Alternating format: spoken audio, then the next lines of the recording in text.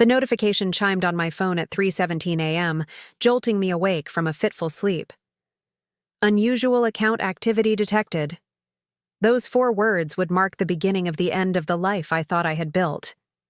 I squinted at the screen, the harsh blue light illuminating the empty space beside me where Nathan should have been. I sat up, suddenly wide awake, my heart racing as I opened the banking app. The balance that should have read $127,463.92, our savings for the new house, the future we had planned together, now displayed a pitiful $212.47. I blinked hard, certain I was still dreaming, but the numbers didn't change. My trembling fingers scrolled through the transaction history. A single transfer made just hours ago to an account I didn't recognize. "Nathan!" I called out, my voice echoing through our apartment. Only silence answered me. His side of the closet stood open, half empty, a few wire hangers swinging slightly in the draft from the air vent. The bathroom counter, usually cluttered with his expensive grooming products, was bare. A cold realization seeped into my bones. He hadn't gone for a late-night drive or to meet a friend. He was gone. Before we jump back in, tell us where you're tuning in from, and if this story touches you, make sure you're subscribed. Because tomorrow, I've saved something extra special for you. I called his phone, but it went straight to voicemail. I texted, my fingers fumbling over the screen. "Nathan, where are you? What's happening with our account?" No response. I tried his mother, Diane. No answer there either. My hands shook as I pulled on a sweatshirt and jeans, grabbed my keys, and headed for the door. If he wasn't answering me, I'd go to him. The night was unseasonably cold for late September, the streets of Green Hill empty and glistening with recent rain. I drove on autopilot to Diane's sprawling Tudor in the historic district, the house Nathan had grown up in, the house where she still treated him like her precious little boy at 35. My headlights cut through the darkness, illuminating the familiar wrought iron gates. Both Nathan's Tesla and Diane's Mercedes were parked in the circular driveway. I pounded on the heavy oak door, not caring that it was nearly 4 a.m. After what felt like an eternity, lights flickered on inside, and Diane opened the door, wrapped in an expensive silk robe, her silver-streaked hair perfectly coiffed even at this hour. Her face, usually arranged in a mask of polite disdain when dealing with me, now showed open contempt. "What are you doing here at this ungodly hour, Rachel?" she asked, making no move to let me in. "Where's Nathan?" I demanded, trying to look past her into the house. "What's going on with our account?" A cold smile spread across her thin lips. "I think you should leave." "Not until I speak with my husband," I insisted, my voice rising. "I want to know why over $100,000, our money, was transferred out of our joint account in the middle of the night." "Your money?" Diane laughed, the sound like breaking glass. "My dear, that was Nathan's money. He earned it while you played at being a photographer, spending his hard-earned cash on your little hobby. My photography business, which had taken 5 years of tireless work to build into a respected studio that now employed 3 people, reduced to a little hobby in a single dismissive sentence." Classic Diane. "Let me talk to Nathan," I said through gritted teeth. "He doesn't want to see you." She moved to close the door, but I blocked it with my foot. "Diane, stop. This is between Nathan and me. Whatever issues we have, we can work them out." She hesitated, then called over her shoulder. "Nathan, your wife is making a scene." I heard his familiar footsteps before I saw him, and my heart lurched painfully in my chest. Nathan appeared behind his mother, his face unreadable, his normally warm brown eyes cold and distant. "Nathan?"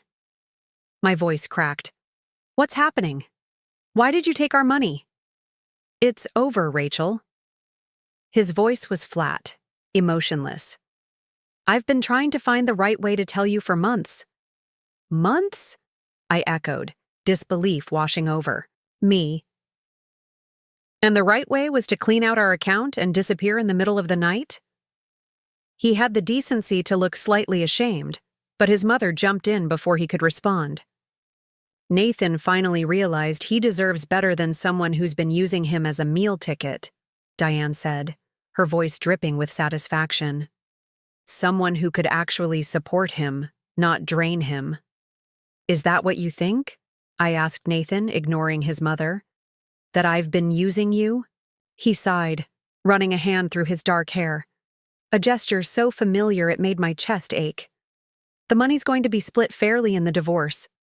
Half is yours, I know that. I just needed to. Protect it for now. Protect it? From me?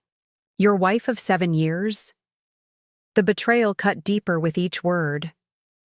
You never appreciated what Nathan gave you, Diane interjected. The lifestyle, the connections, the opportunities. You were never good enough for him, and now he's finally seen it. Mom, please, Nathan said weakly, but he made no real attempt to stop her. You never deserved him anyway, Diane continued, her eyes gleaming with triumph. He needs someone from our world, someone who understands our values, our traditions. Someone you approve of, you mean? I shot back. Someone you can control, just like you control him. Nathan's jaw tightened. That's enough, Rachel. This isn't about my mother. This is about us. And it's not working. It hasn't been working for a long time. And I'm just finding out about this now? Along with finding out that you stole our money? I was shouting now, past caring who heard me. Were you ever going to talk to me? Or was the plan always to disappear and let your lawyer do the talking? It's complicated, he mumbled, not meeting my eyes. It's not complicated, Diane cut in. Nathan has realized his mistake and is correcting it. He's coming home, where he belongs. Home? He's 35 years old. Our apartment is his home. Not anymore, Diane said with finality. Now, I suggest you leave before we call the police. The police? I laughed bitterly. And report what? That the wife you're trying to discard showed up asking why her husband emptied their bank account? Please call them. I'd love to explain the situation. Nathan stepped forward then, placing himself between his mother and me. Rachel, please, go home. My lawyer will contact you tomorrow. Everything will be handled fairly. Fairly? I echoed, my voice breaking. There's nothing fair about this, Nathan. Nothing. I looked past him to Diane, who was watching with barely concealed satisfaction. In that moment, I saw with perfect clarity what I had been blind to for years. She had never loosened her grip on him, and he had never truly wanted her to. You know what? Keep the money, I said, suddenly feeling exhausted. If it means that, much to you. If it's worth throwing away everything we built together, then keep it. But don't you dare pretend this is about fairness, or what's right. I turned to leave, then paused, looking back at Nathan one last time. 7 years, Nathan. 7 years, and you couldn't even break up with me to my face. As I walked back to my car, the first light of dawn was breaking over the horizon. The elegant Tudor house loomed behind me, its windows staring like blank eyes. I had entered that house countless times over the years, always feeling like an outsider, always trying to earn a place in a family that had decided long ago I would never belong. My phone buzzed as I started the car. A text from Nathan. I'm sorry it ended this way. Sorry it ended this way, as if the manner of our ending was the problem, not the betrayal itself. As if finding myself suddenly alone and nearly penniless was just an unfortunate circumstance, like rain on a wedding day. I threw my phone onto the passenger seat without responding and pulled away from the curb. As I drove through the quiet streets of Greenhill, past the exclusive shops and restaurants where Diane had always made me feel like an interloper, past the park where Nathan had proposed, past the bakery where we'd tasted wedding cake samples, I felt something hard forming in the pit of my stomach. It wasn't just grief or anger, it was resolve.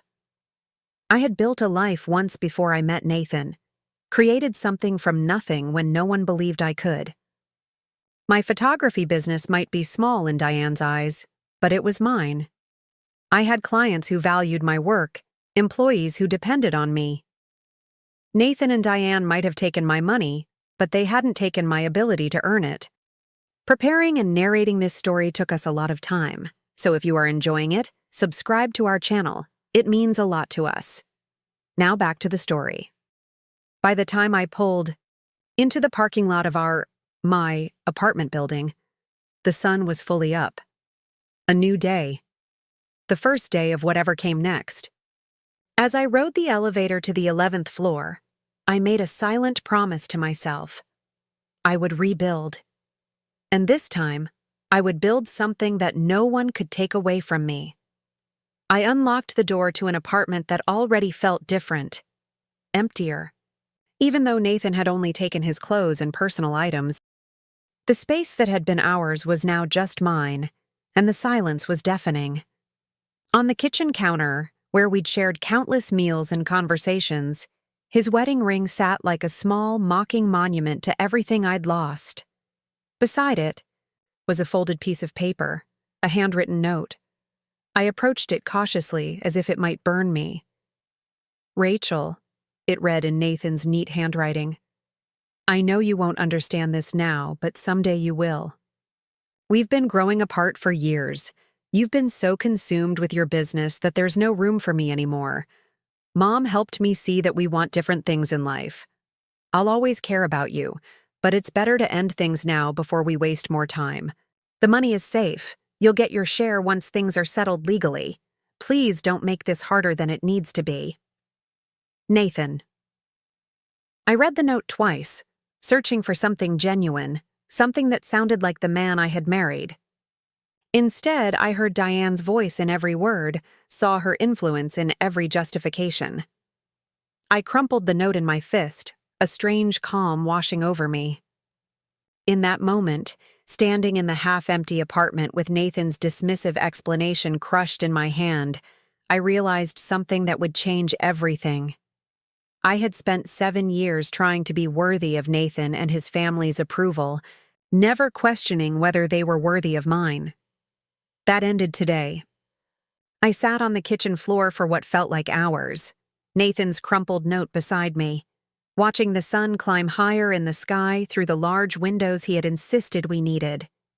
"The light, Rachel," he'd said when we first viewed the apartment. "Think of the natural light for your photography." Now that light streamed in mercilessly, illuminating the half-empty spaces where his things had been. My phone had been buzzing incessantly. Calls from the studio. I was supposed to shoot the Morgans' anniversary portraits today.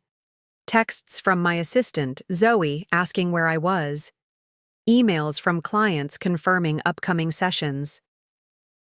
The world outside was continuing as if nothing had happened, while mine had imploded. With robotic movements, I finally picked up my phone and texted Zoe. "Family emergency. Can you reschedule today's shoots? We'll explain later." Then I turned off my phone, unable to handle any more questions or concerns. I needed time to think, to process, to breathe. The apartment felt both suffocating and too large at once. Every corner held memories. The couch where we'd binge-watched shows on rainy Sundays. The dining table where we'd hosted dinner parties for his colleagues. The hallway where we'd hung a gallery of my favorite photographs from our travels. 7 years of life together, erased overnight with surgical precision. I forced myself to stand, legs shaky beneath me. In the bathroom, I caught my reflection in the mirror and barely recognized myself. My eyes were swollen from crying, dark, circles beneath them, my normally tidy brown hair a wild mess around my face. I looked like a stranger, or perhaps this haunted woman was the real me, finally emerging after years of trying to fit into the mold Nathan and Diane had created. The shower helped clear my head, hot water washing away tears until I could think more clearly. As I dried off, I realized I needed to take stock of my situation.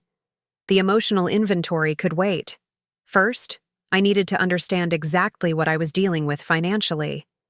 Our apartment was in both our names, but the rent each month came from that joint account, the one that now held just over $200. My business account, thankfully separate, had about $7,000 in it, but most of that was already allocated for upcoming expenses, studio rent, equipment payments, Zoe's salary, and the part-time assistant we'd just hired.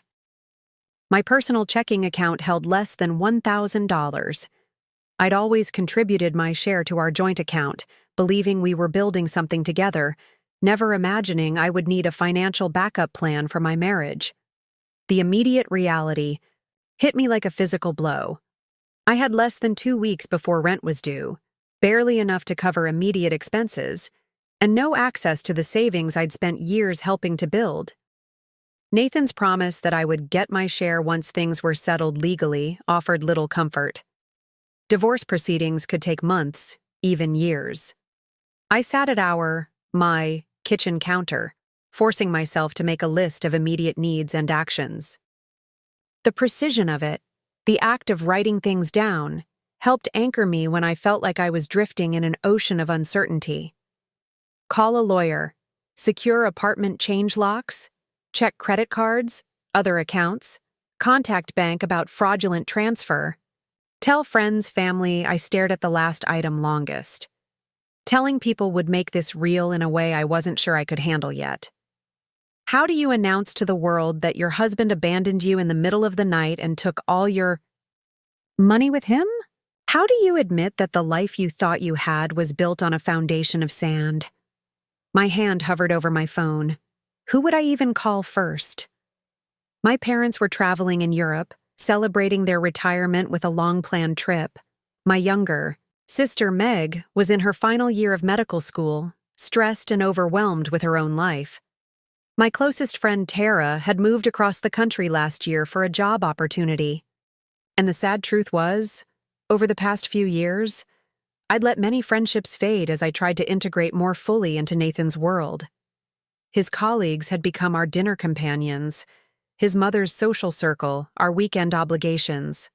I'd stepped further and further away from the relationships that had once sustained me, believing I was building a new life, never realizing I was isolating myself in the process. The phone felt heavy in my hand as I scrolled through contacts, looking for someone who might understand, someone who wouldn't judge. My finger paused over Ellie's name. We'd been close in college, roommates for 3 years, but had drifted apart after I started dating Nathan. She'd never particularly liked him, had warned me about his mama's boy tendencies, and I'd responded by seeing her less and less frequently. Our last real conversation had been almost 2 years ago, at her father's funeral. Before I could overthink it, I pressed call. The phone rang 4 times, and I was about to hang up when her familiar voice answered. "Rachel, is that really you?" "Ellie," I said, and then found I couldn't continue, my throat closing around the words I needed to say. "Rachel, are you okay?" The concern in her voice broke something in me, and suddenly I was sobbing, ugly heaving cries that made it impossible to speak. "Rachel, you're scaring me. What's happening? Where are you?" "He's gone," I finally managed to choke out. "Nathan's gone. He took everything." There was a brief silence on the other end. "I'm coming over," Ellie said firmly.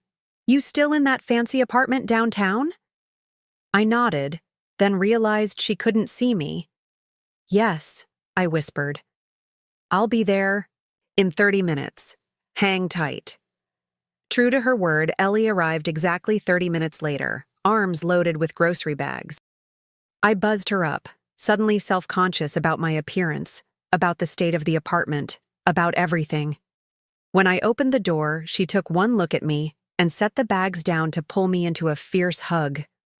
"Oh, honey," she said softly, and the simple kindness in her voice nearly broke me again. Ellie took charge with a quiet efficiency that reminded me why we'd been such good friends. She unpacked the groceries, comfort foods, wine, chocolate, and made us both strong cups of coffee while I sat at the counter, trying to piece together a coherent explanation of what had happened. So let me get this straight, she said when I finished my story. Your husband and his mother conspired to empty your joint savings account of over $100,000 in the middle of the night, and then had the audacity to tell you that you never deserved him anyway? Put so baldly, it sounded both absurd and horrifying. I nodded, wrapping my hands around the warm mug. And now you're basically broke until you can get a lawyer to help you recover your half of the money? That's about the size of it, I confirmed, a strange calm settling over me as I articulated the reality of my situation. Ellie took a long sip of her coffee, then set the mug down with determination. Rachel, I say this with all the love in the world. Nathan is a spineless mama's boy coward, and you are so much better off without him. A startled laugh escaped me. Tell me how you really feel, Elle. I'm serious, she continued, her eyes intense. I never said anything because you seemed happy and it wasn't my place. But that man has been under his mother's thumb your entire relationship. Remember when we were supposed to go to that concert in Chicago for your birthday? And suddenly he couldn't go because his mother needed him to attend some charity gala. I did remember. I'd ended up going to the concert with Ellie instead, and we'd had a fantastic time. I'd almost forgotten that Nathan was supposed to have been there. Or what about when you got that amazing opportunity to photograph that destination wedding? In Bali? And he convinced you to turn it down because it conflicted with his mother's annual summer soiree? He said it wasn't worth the time away for what they were paying, I said weakly. But even as the words left my mouth, I heard how hollow they sounded. Ellie reached across the counter and took my hand. Rachel, I know this hurts like hell, right? Now. And I'm not saying this to kick you when you're down, but maybe, just maybe, when you get through the initial shock of all this, you might find that Nathan leaving is the best thing that could have happened to you. I stared at her, wanting to protest, to defend the man I'd loved, the marriage I'd believed in, but the words wouldn't come. Instead, I found myself wondering if she might be right. The money, though, I said after a moment. Even if I'm better off without him, I still need to live. I still need to pay rent, keep my business running. And we'll figure that out, Ellie said firmly. First thing tomorrow, we're getting you a lawyer. Tonight we're ordering takeout, drinking wine, and remembering who Rachel Bennett was before she became Rachel Winters. I'm not sure I remember her, I admitted quietly. Ellie squeezed my hand. I do. She was fierce, talented, and didn't take crap from anyone, especially not entitled rich boys and their controlling mothers. She's still in there, Rach. And I have a feeling we're about to see her make one hell of a comeback. For the first time since seeing that notification on my phone at 3:17 a.m., I felt a tiny flicker of something other than despair, a small, tentative spark of determination. Maybe Ellie was right. Maybe somewhere beneath the shock and betrayal, beneath the woman who had learned to navigate Nathan's world with practiced smiles and careful words, the real Rachel was waiting to emerge. As we opened a bottle of wine, and Ellie pulled up the menu from our favorite Thai restaurant on her phone, I found myself staring at the crumpled note on the counter, at Nathan's wedding ring still sitting beside it. With a sudden decisive movement, I swept both into the trash. Well? Said Ellie with an approving nod. I'd say that's a pretty good start. Morning light filtered through the blinds as I stared at the ceiling of my studio apartment. It had been 3 days since Ellie had helped me move out of the place I'd shared with Nathan. The tiny apartment belonged to Ellie's cousin who was working overseas for a year. A temporary refuge while I sorted out the mess my life had become. The space was cramped but functional. A fold-out couch that doubled as my bed, a small kitchenette, and a bathroom barely big enough to turn around in. My photography equipment took up one entire corner, cases stacked neatly against the wall. I'd had to leave most of my belongings behind, taking only essentials and my professional gear. We'll get the rest later, Ellie had promised. When you have a lawyer and the locks have been changed. I'd spent yesterday meeting with Vivian Torres, an attorney specializing in divorce cases who came highly recommended by one of Ellie's colleagues. She'd listened intently as I explained the situation, her expression growing increasingly concerned as I detailed the emptied account, Nathan's note, and Diane's involvement. What Nathan and his mother did was not just morally reprehensible, Vivian had said, tapping her pen against her notepad. It may cross the line into illegal territory. Emptying a joint account without your knowledge or consent, especially with this timing, could be considered dissipation of marital assets. What does that mean? I'd asked. It means a judge could order him to not only return your half, but potentially pay additional penalties. She'd given me a level look. But Rachel, I need to be honest with you. These cases can take time, and Nathan comes from a wealthy family with connections. They will likely hire an aggressive attorney who will fight tooth and nail. I'd nodded, already expecting as much. I just want what's fair, what I worked for. And we'll fight for that, Vivian had assured me. I've already filed for an emergency hearing regarding the funds, and we're requesting temporary spousal support given the circumstances. In the meantime, though, you need to think about how you're going to support yourself. Now, lying in the unfamiliar bed, I contemplated that question. My business was successful, but in a growth phase where much of the profit was being reinvested. I had clients and upcoming bookings, but with studio rent, equipment payments, and my assistants' salaries, the margins were tighter than I'd like to admit. For the first time since starting my photography business, I found myself questioning my professional choices. Had I been foolish to expand so quickly? To hire Zoe full-time? To lease the larger studio space? Nathan had always encouraged these moves, assuring me that we had the joint savings as a safety net. Had he been setting me up for failure all along? Knowing he would eventually pull the rug out from under me? The thought sent a chill through me. I sat up, reaching for the journal Ellie had given me. Write it all down, she'd said. The good, the bad, the ugly. Get it out of your head and onto the page. I flipped past the angry, tear-stained entries of the previous 2 days to a fresh page and began to write. Not about Nathan this time, but about myself and my business. Why did I become a photographer? The question seemed simple, but as I wrote, memories flooded back. I remembered receiving my first camera at 16, an old film model my father had found at a garage sale. I recalled the thrill of developing my first roll of film in the community college darkroom, watching images emerge like magic in the chemical bath. Photography hadn't been just a hobby, or even just a career choice. It had been a calling, a way of seeing the world and preserving moments that might otherwise be lost to time. Before Nathan, before trying to fit into Diane's upper crust world, photography had been the thing that made me feel most alive, most myself. I continued writing, moving from the past to the present, evaluating my business with clear eyes perhaps for the first time. The truth was, Rachel Bennett Photography was doing well, better than well. Yes, I was reinvesting profits, but that was a choice, not a necessity.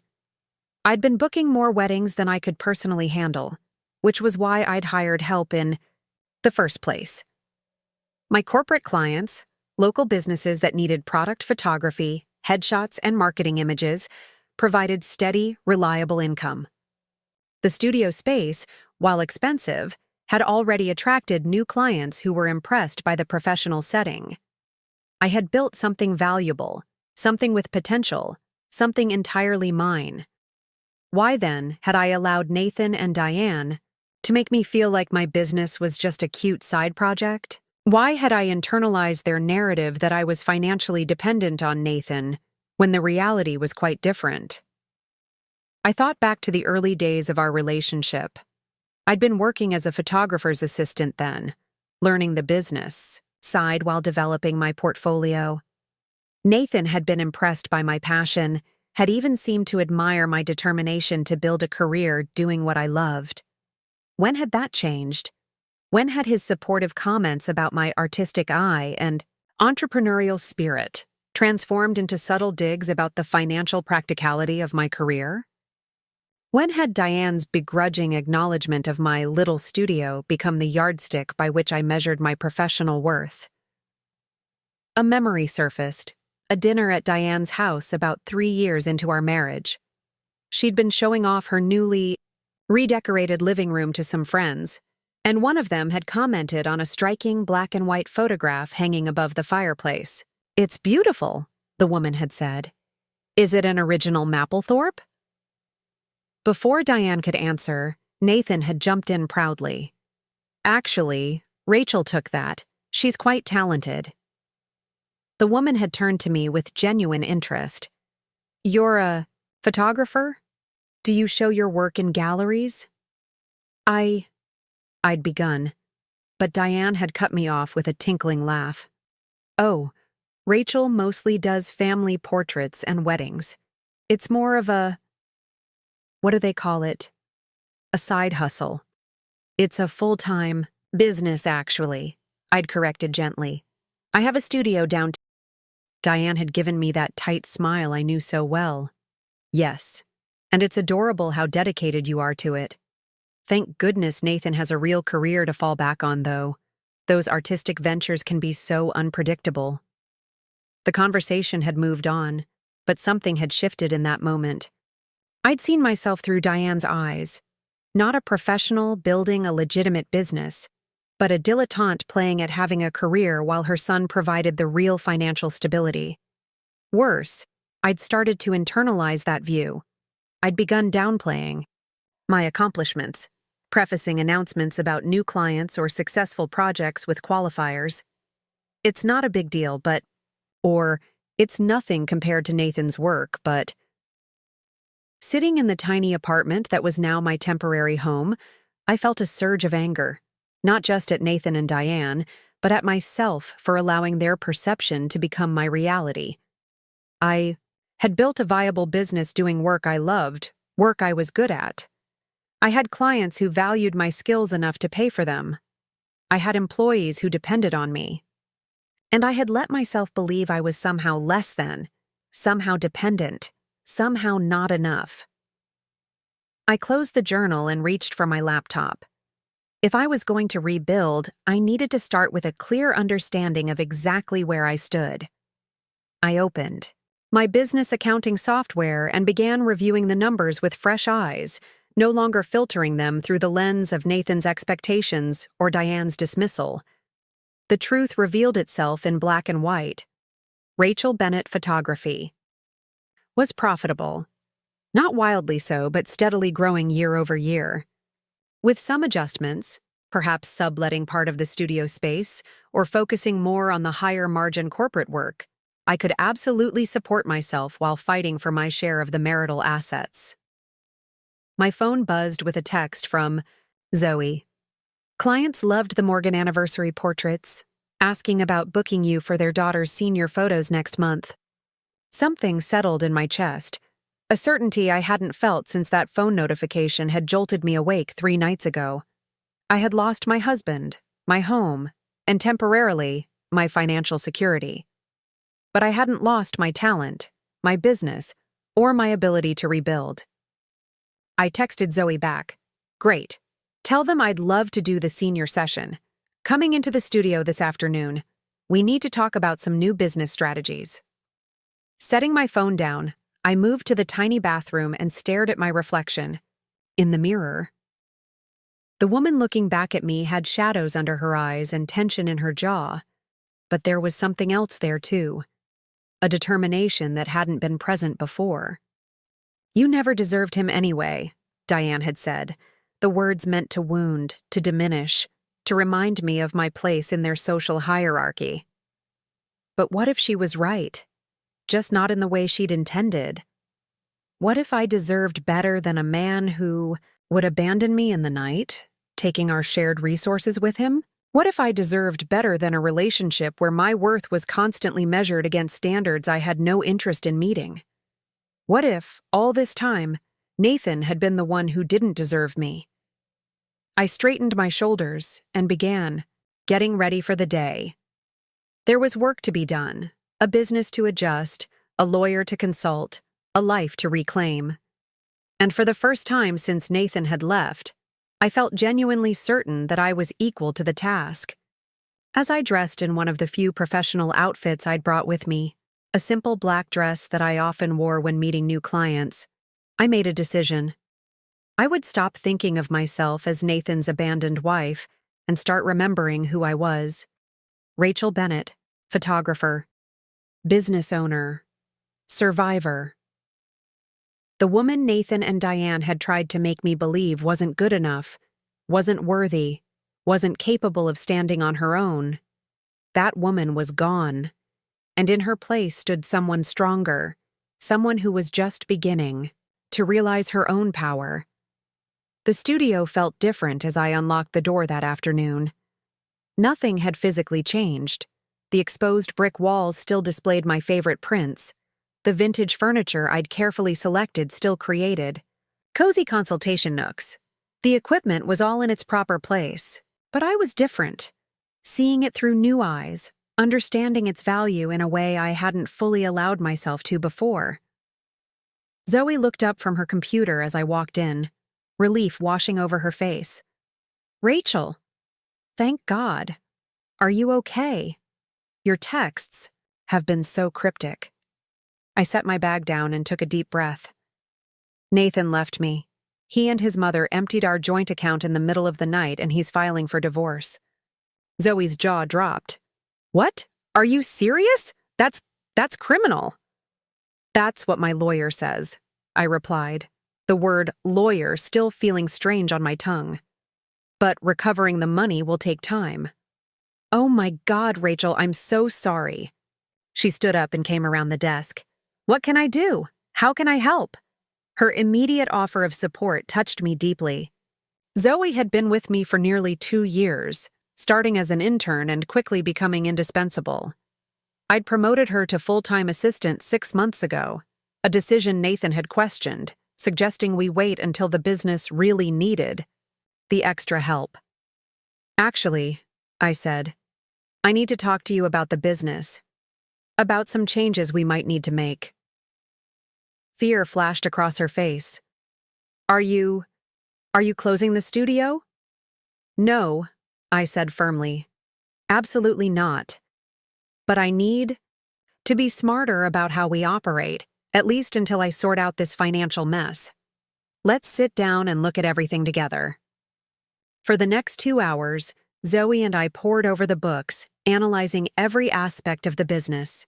She knew the day-to-day operations even better than I did in some ways, and her insights were invaluable. "The wedding packages are our biggest moneymakers," she pointed out, "but they also require the most time and resources." I nodded. "And the corporate clients are steadier, more predictable income." "Plus," Zoe added, "they often lead to repeat business. Like Meridian Tech, they started with just executive headshots, but now we do all their product photography, events, and marketing materials." As we talked, a plan began to take shape. We could focus more on corporate clients in the short term. They paid promptly and required less editing time. We could temporarily reduce our wedding bookings to only the higher-end packages where the profit margins were best. And we could sublease part of the studio space to another creative professional a few days a week. Perhaps that makeup artist who had inquired about it last month. "This could actually work," I said, slightly surprised by how straightforward.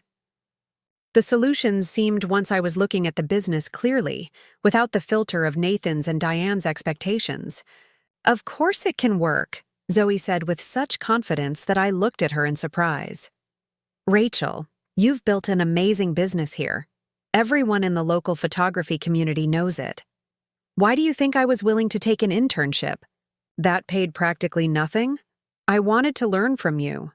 Her words warmed something in me that had been cold since that terrible morning. "Thank you, Zoe. I needed to hear that today." "It's just the truth," she shrugged. "And for what it's worth, I never liked the way Nathan talked about the studio, like it was your cute little hobby or something." I stared at her. "You noticed that?" Yeah, we all did. Me, Brady, even some of the clients. Brady was our part-time assistant who helped with the larger shoots. Remember when he came by during the Westfield campaign shoot? He kept making those comments about how you were playing with the big boys now, like you hadn't already been shooting for major clients for years. I did remember. I'd been so proud of landing the Westfield campaign, a major local real estate developer who wanted lifestyle shots for their new luxury apartment complex. It was our biggest corporate contract to date. Nathan had stopped by the shoot, ostensibly to bring me lunch, but had spent the time making small talk with the Westfield executives about golf and subtly pointing out that his investment firm handled portfolios much larger than Westfield's developments. I'd been embarrassed at the time, worried he was undermining my professional relationship with the client. But afterward, he'd insisted he was just trying to help, to show the clients that we moved in the same circles they did. I guess I've been making excuses for him for a long time, I said quietly. Zoe reached out and squeezed my hand. You loved him. That's what people do when they love someone. Yeah, well, it seems like he didn't love me quite enough to stick around or, not steal my money. The bitterness in my voice surprised me. His loss, Zoe said firmly. And for what it's worth, I always thought his mother was a nightmare. The way she looked at me when I helped at your anniversary party last year, like I was something she'd scraped off her shoe. I remembered that party too.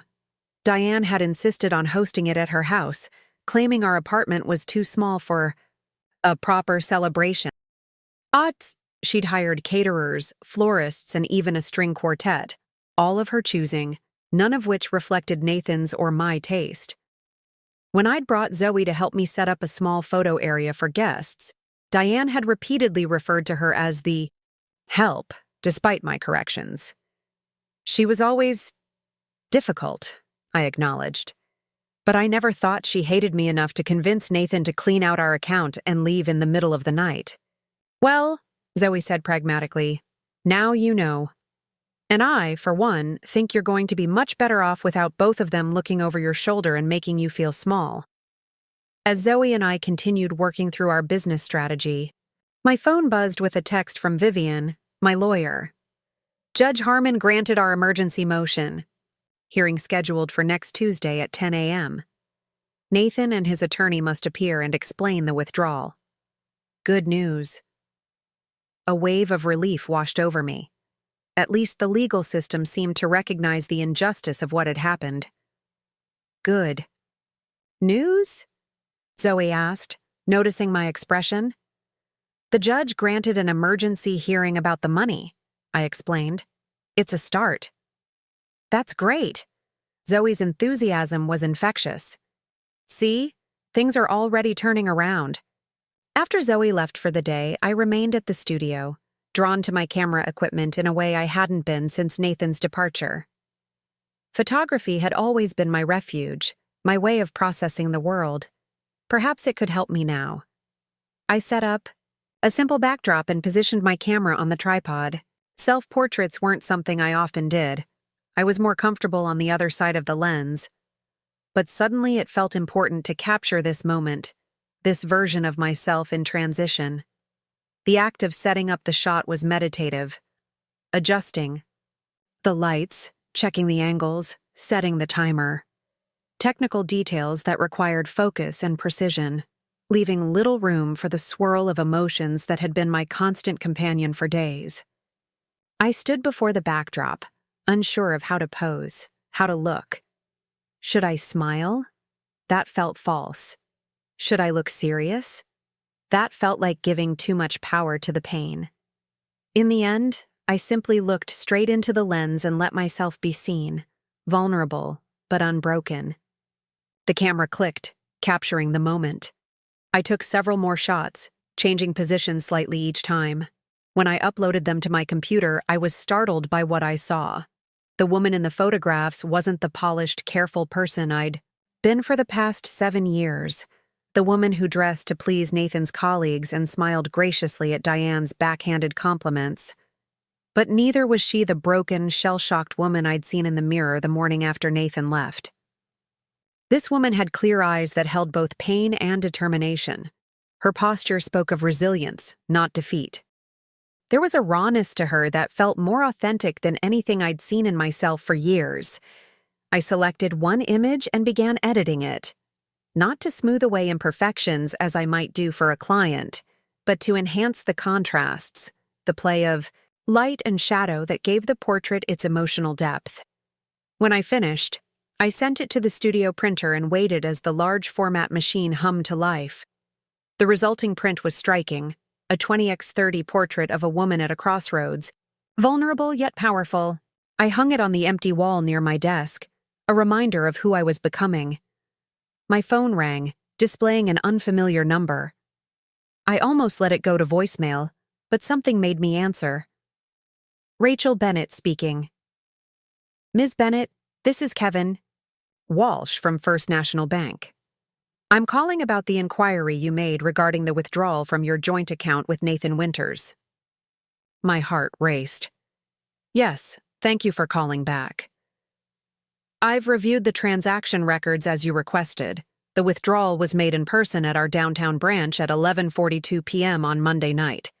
We have extended hours at that location until midnight. For our premium clients. In person? I repeated, confused. Both Nathan and I would have had to be present for such a large withdrawal, wouldn't we? There was an uncomfortable pause. According to our records, both account holders were present. The withdrawal was authorized with both signatures and verified with photo ID. That's impossible, I said, my voice rising. I was asleep at home. I never signed anything. I never authorized any withdrawal. Another pause. Ms. Bennett, are you saying that your signature was forged? That's exactly what I'm saying, I replied, anger replacing confusion. Can you send me a copy of this supposed authorization I signed? I'll need to consult with our legal department, he hedged. But given the circumstances and the size of the withdrawal, I think we can provide that documentation to your attorney. After taking down Vivian's contact information, Kevin assured me the bank would investigate the matter thoroughly. As I hung up, my mind was racing. Nathan hadn't just taken the money, he had forged my signature to do it. That wasn't just morally wrong, it was illegal. I immediately called Vivian to update her on this new information. This changes things, she said, her voice sharp with interest. If we can prove forgery, and it sounds like we can with the bank's documentation, this becomes a much more serious case. It's not just about splitting marital assets anymore, it's about fraud. What does that mean practically? I asked. It means Nathan is in a much more vulnerable position legally. It gives us significant leverage in negotiations, and frankly, it means his mother might be implicated as well if she was involved in planning this. A strange sense of calm settled over me as Vivian explained the next steps. The legal system, with its clear rules and consequences, provided a framework for justice that felt reassuringly solid amid the emotional chaos of the past few days. One more thing, Vivian added before we hung up. Have you checked your credit report yet? If Nathan was willing to forge your signature for this withdrawal, there might be other financial issues you're not aware of. The suggestion sent a chill through me. I'll do that right away. After ending the call, I immediately pulled up my credit report online. Most of it looked familiar. Our joint mortgage on the apartment, my student loans from photography, school, nearly paid off, and my business credit card. But then I noticed something strange. A line of credit opened 6 months ago at Meridian Bank for $50,000 with my name as a co-signer. I had never opened such an account. I had never even set foot in Meridian Bank. With shaking hands, I called Vivian back and explained what I'd found. Document everything, she instructed. We'll add this to our case. And Rachel, don't confront Nathan directly about any of this. Let's let him walk into the hearing unprepared. After hanging up, I sat in the quiet studio, absorbing the implications of what I'd discovered. Nathan hadn't just left me. He had been planning this for months, systematically setting up financial traps that I was only now beginning to uncover. The pain of this calculated betrayal was different from the raw hurt of his abandonment. It was colder, sharper, and strangely clarifying. This hadn't been a sudden decision, an impulsive act driven by emotion. This had been a deliberate campaign to undermine my financial security while presenting a facade of partnership. I stared at my self-portrait on the wall, at the woman with the clear, determined eyes. "You never deserved him anyway," Diane had sneered. And in that moment, looking at the evidence of Nathan's methodical betrayal, I finally, truly believed she was right. Just not in the way she had intended. I hadn't deserved a husband who would forge my signature and steal my money. I hadn't deserved a husband who would open fraudulent credit lines in my name. I hadn't deserved a husband who had been planning to abandon me for months while smiling to my face and sharing my bed. The realization was both painful and liberating. The foundation of my marriage had been built on quicksand, but that didn't mean I had to sink with it. I had other strengths, other foundations to build upon. As if to underscore this thought, my phone buzzed with an email notification. It was from Meridian Tech, the corporate client Zoe and I had discussed earlier. Rachel, the executive team, was extremely impressed with the last campaign photos. We'd like to discuss expanding our contract to include quarterly shoots for all our marketing materials. Are you available to meet next week? A smile spread across my face as I typed my response, confirming a meeting and professionally noting my excitement about the potential expanded partnership. This was something Nathan and Diane could never take from me. My talent, my professional reputation, my ability to build and grow my business.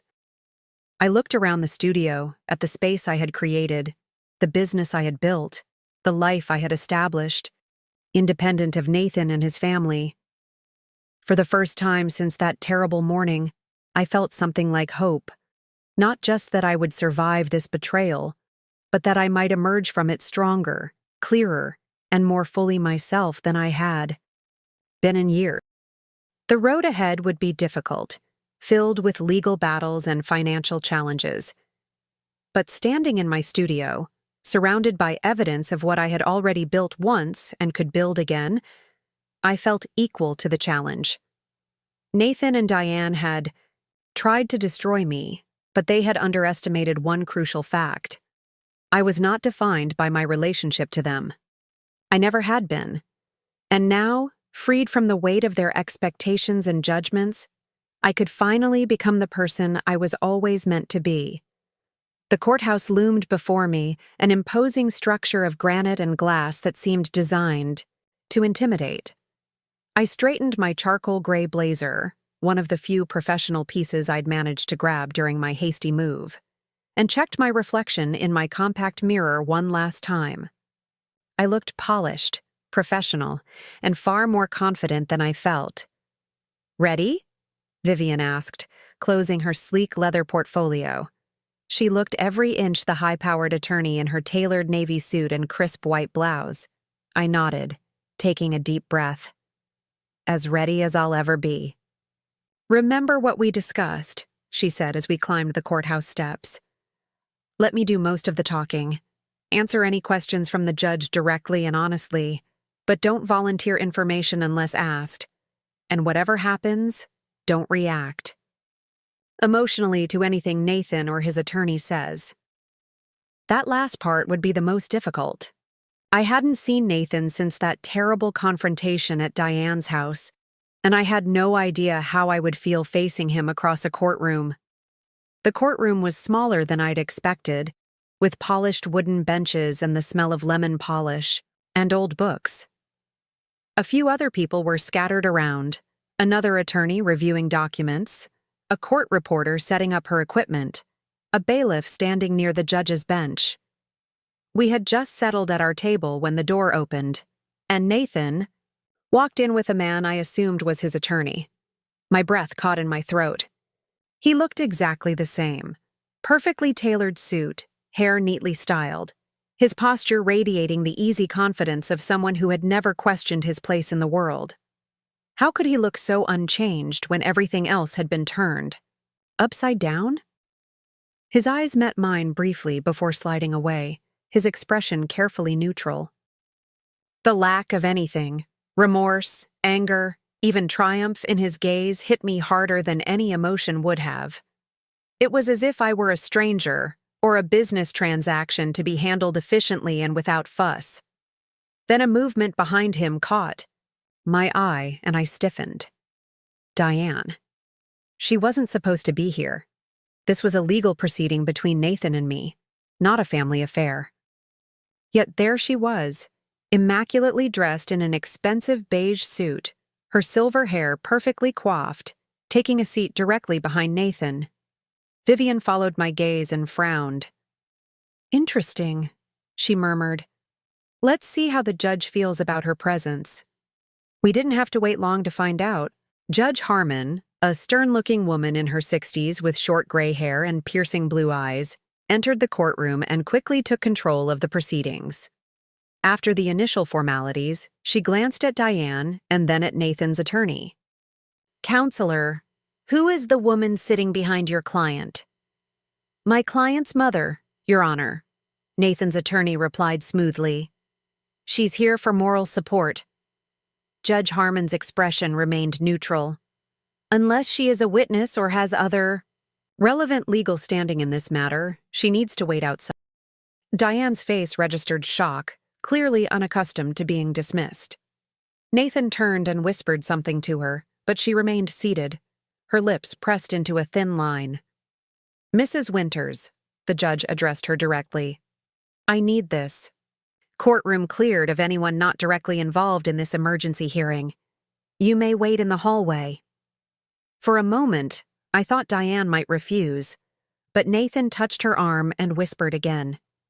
With obvious reluctance, she gathered her designer handbag and walked out, shooting me a glacial glare as she passed. That small victory gave me a surge of confidence. Here, in this courtroom, Diane's social standing and connections meant nothing.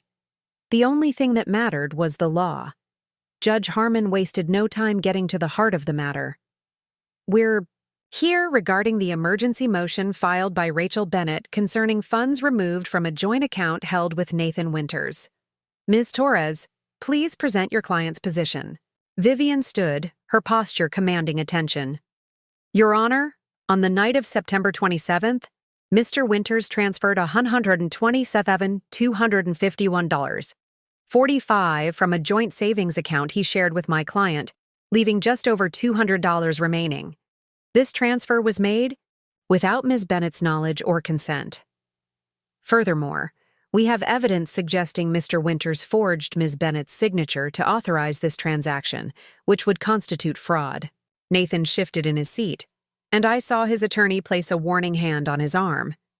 Vivian continued, laying out our case methodically, the timing of the withdrawal coinciding with Nathan's abrupt departure, his note acknowledging he had taken the money, and most damning, the bank's confirmation that the withdrawal required both signatures when I had clearly been home asleep.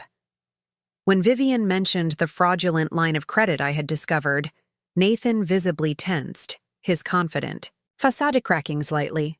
His attorney leaned over to whisper something, and Nathan's expression darkened. Judge Harmon turned to Nathan's attorney. "Mr. Peterson, what is your client's response to these serious allegations?" Douglas Peterson stood, adjusting his tie. "Your Honor, my client acknowledges transferring funds from the joint account. However, he did so with the full intention of protecting those marital assets during a time of marital dissolution. Mr. Winters maintains that his wife had been making concerning financial decisions regarding her business, and he feared the funds would be depleted irresponsibly." The audacity of this claim stole my breath. I felt my cheeks flush with anger, but remembering Vivian's advice, I kept my expression neutral. "As for the signature," Peterson continued, "my client believed he had implied consent to act on both their behalves regarding financial matters, as had been their practice throughout the marriage." "Implied consent to forge a signature on a major withdrawal?" Judge Harmon asked, her skepticism evident. Peterson cleared his throat. My client may have exercised poor judgment in the manner of the withdrawal, but his intentions were to preserve marital assets, not to deprive Ms. Bennett. And the line of credit opened in Ms. Bennett's name without her knowledge, Judge Harmon pressed. My client needed additional capital for an investment opportunity, Peterson replied smoothly. Given their history of joint financial decision-making, he believed Ms. Bennett would approve. He intended to inform her once the investment had proved successful. I had to bite the inside of my cheek to keep from laughing bitterly. Nathan had never mentioned any investment opportunity, and our history of joint financial decision-making had consisted primarily of him making decisions and informing me afterward. Judge Harmon was clearly unimpressed. Mr. Winters, stand. Up, please. Nathan rose, his expression carefully composed. Mr. Winters, are you aware that forging a signature on a financial document is a criminal offense? Your Honor, I didn't believe I was forging anything, Nathan replied, his voice steady. Rachel and I had an understanding. Did you physically sign Ms. Bennett's name to the withdrawal authorization? Judge Harmon interrupted. A tense silence filled the courtroom. Nathan glanced at his attorney, who gave a slight nod. Yes, Your Honor, Nathan finally admitted. But I was entitled to that money. Half of it is mine. Half, Judge Harmon emphasized the word. Not all. And you're entitled to your half through proper legal channels during divorce proceedings, not through unilateral action and certainly not through forgery. She shuffled through some papers on her bench, then looked back up at Nathan. Regarding the line of credit opened in Ms. Bennett's name, did you sign her name to that application as well? Nathan hesitated longer this time.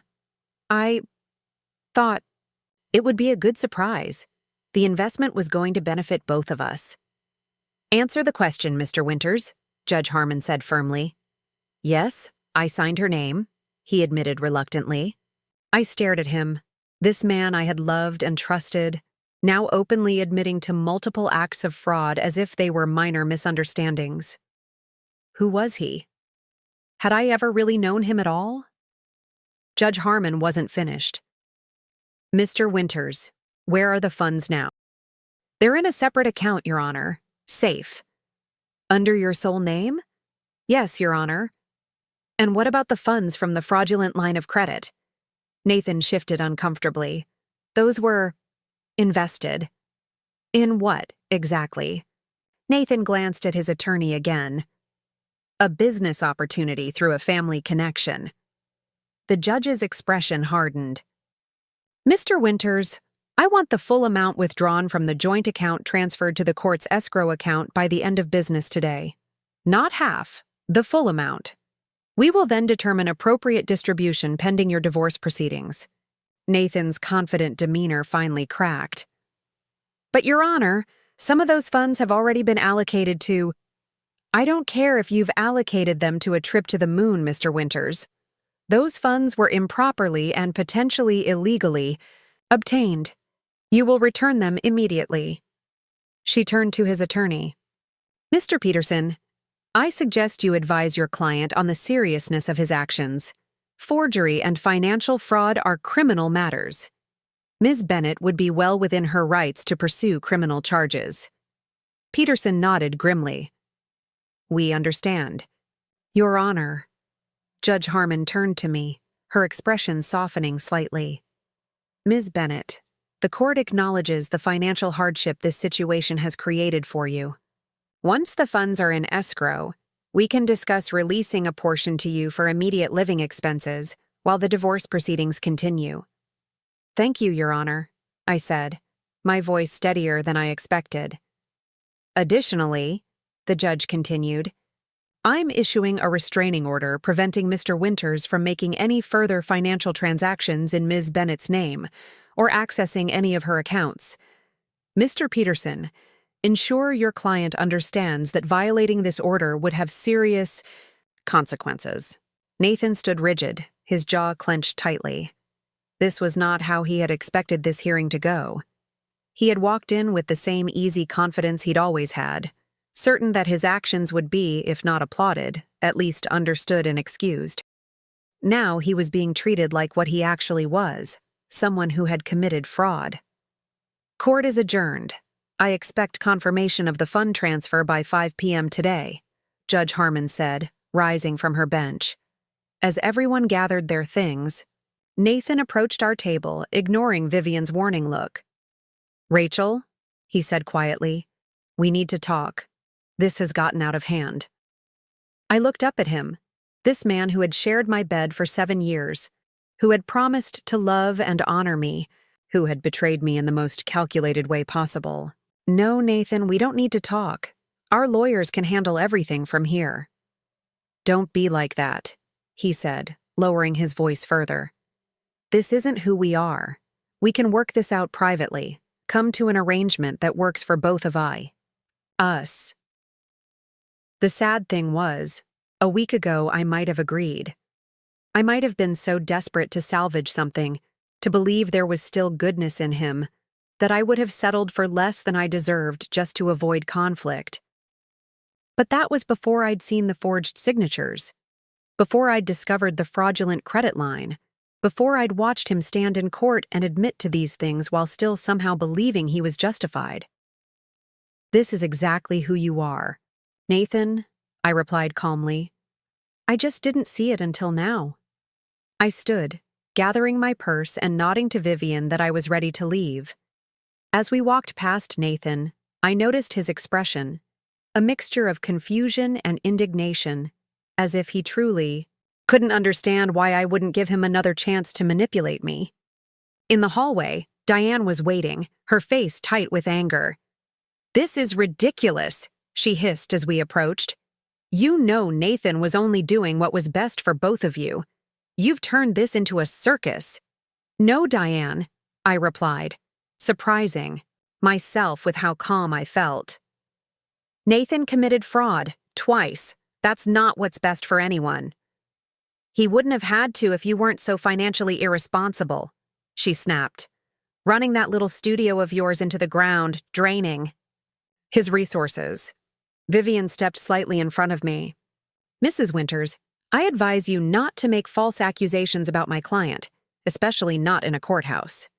"False?" Diane scoffed. "Everyone knows her business is a vanity project. Without Nathan's support, she'd have failed years ago."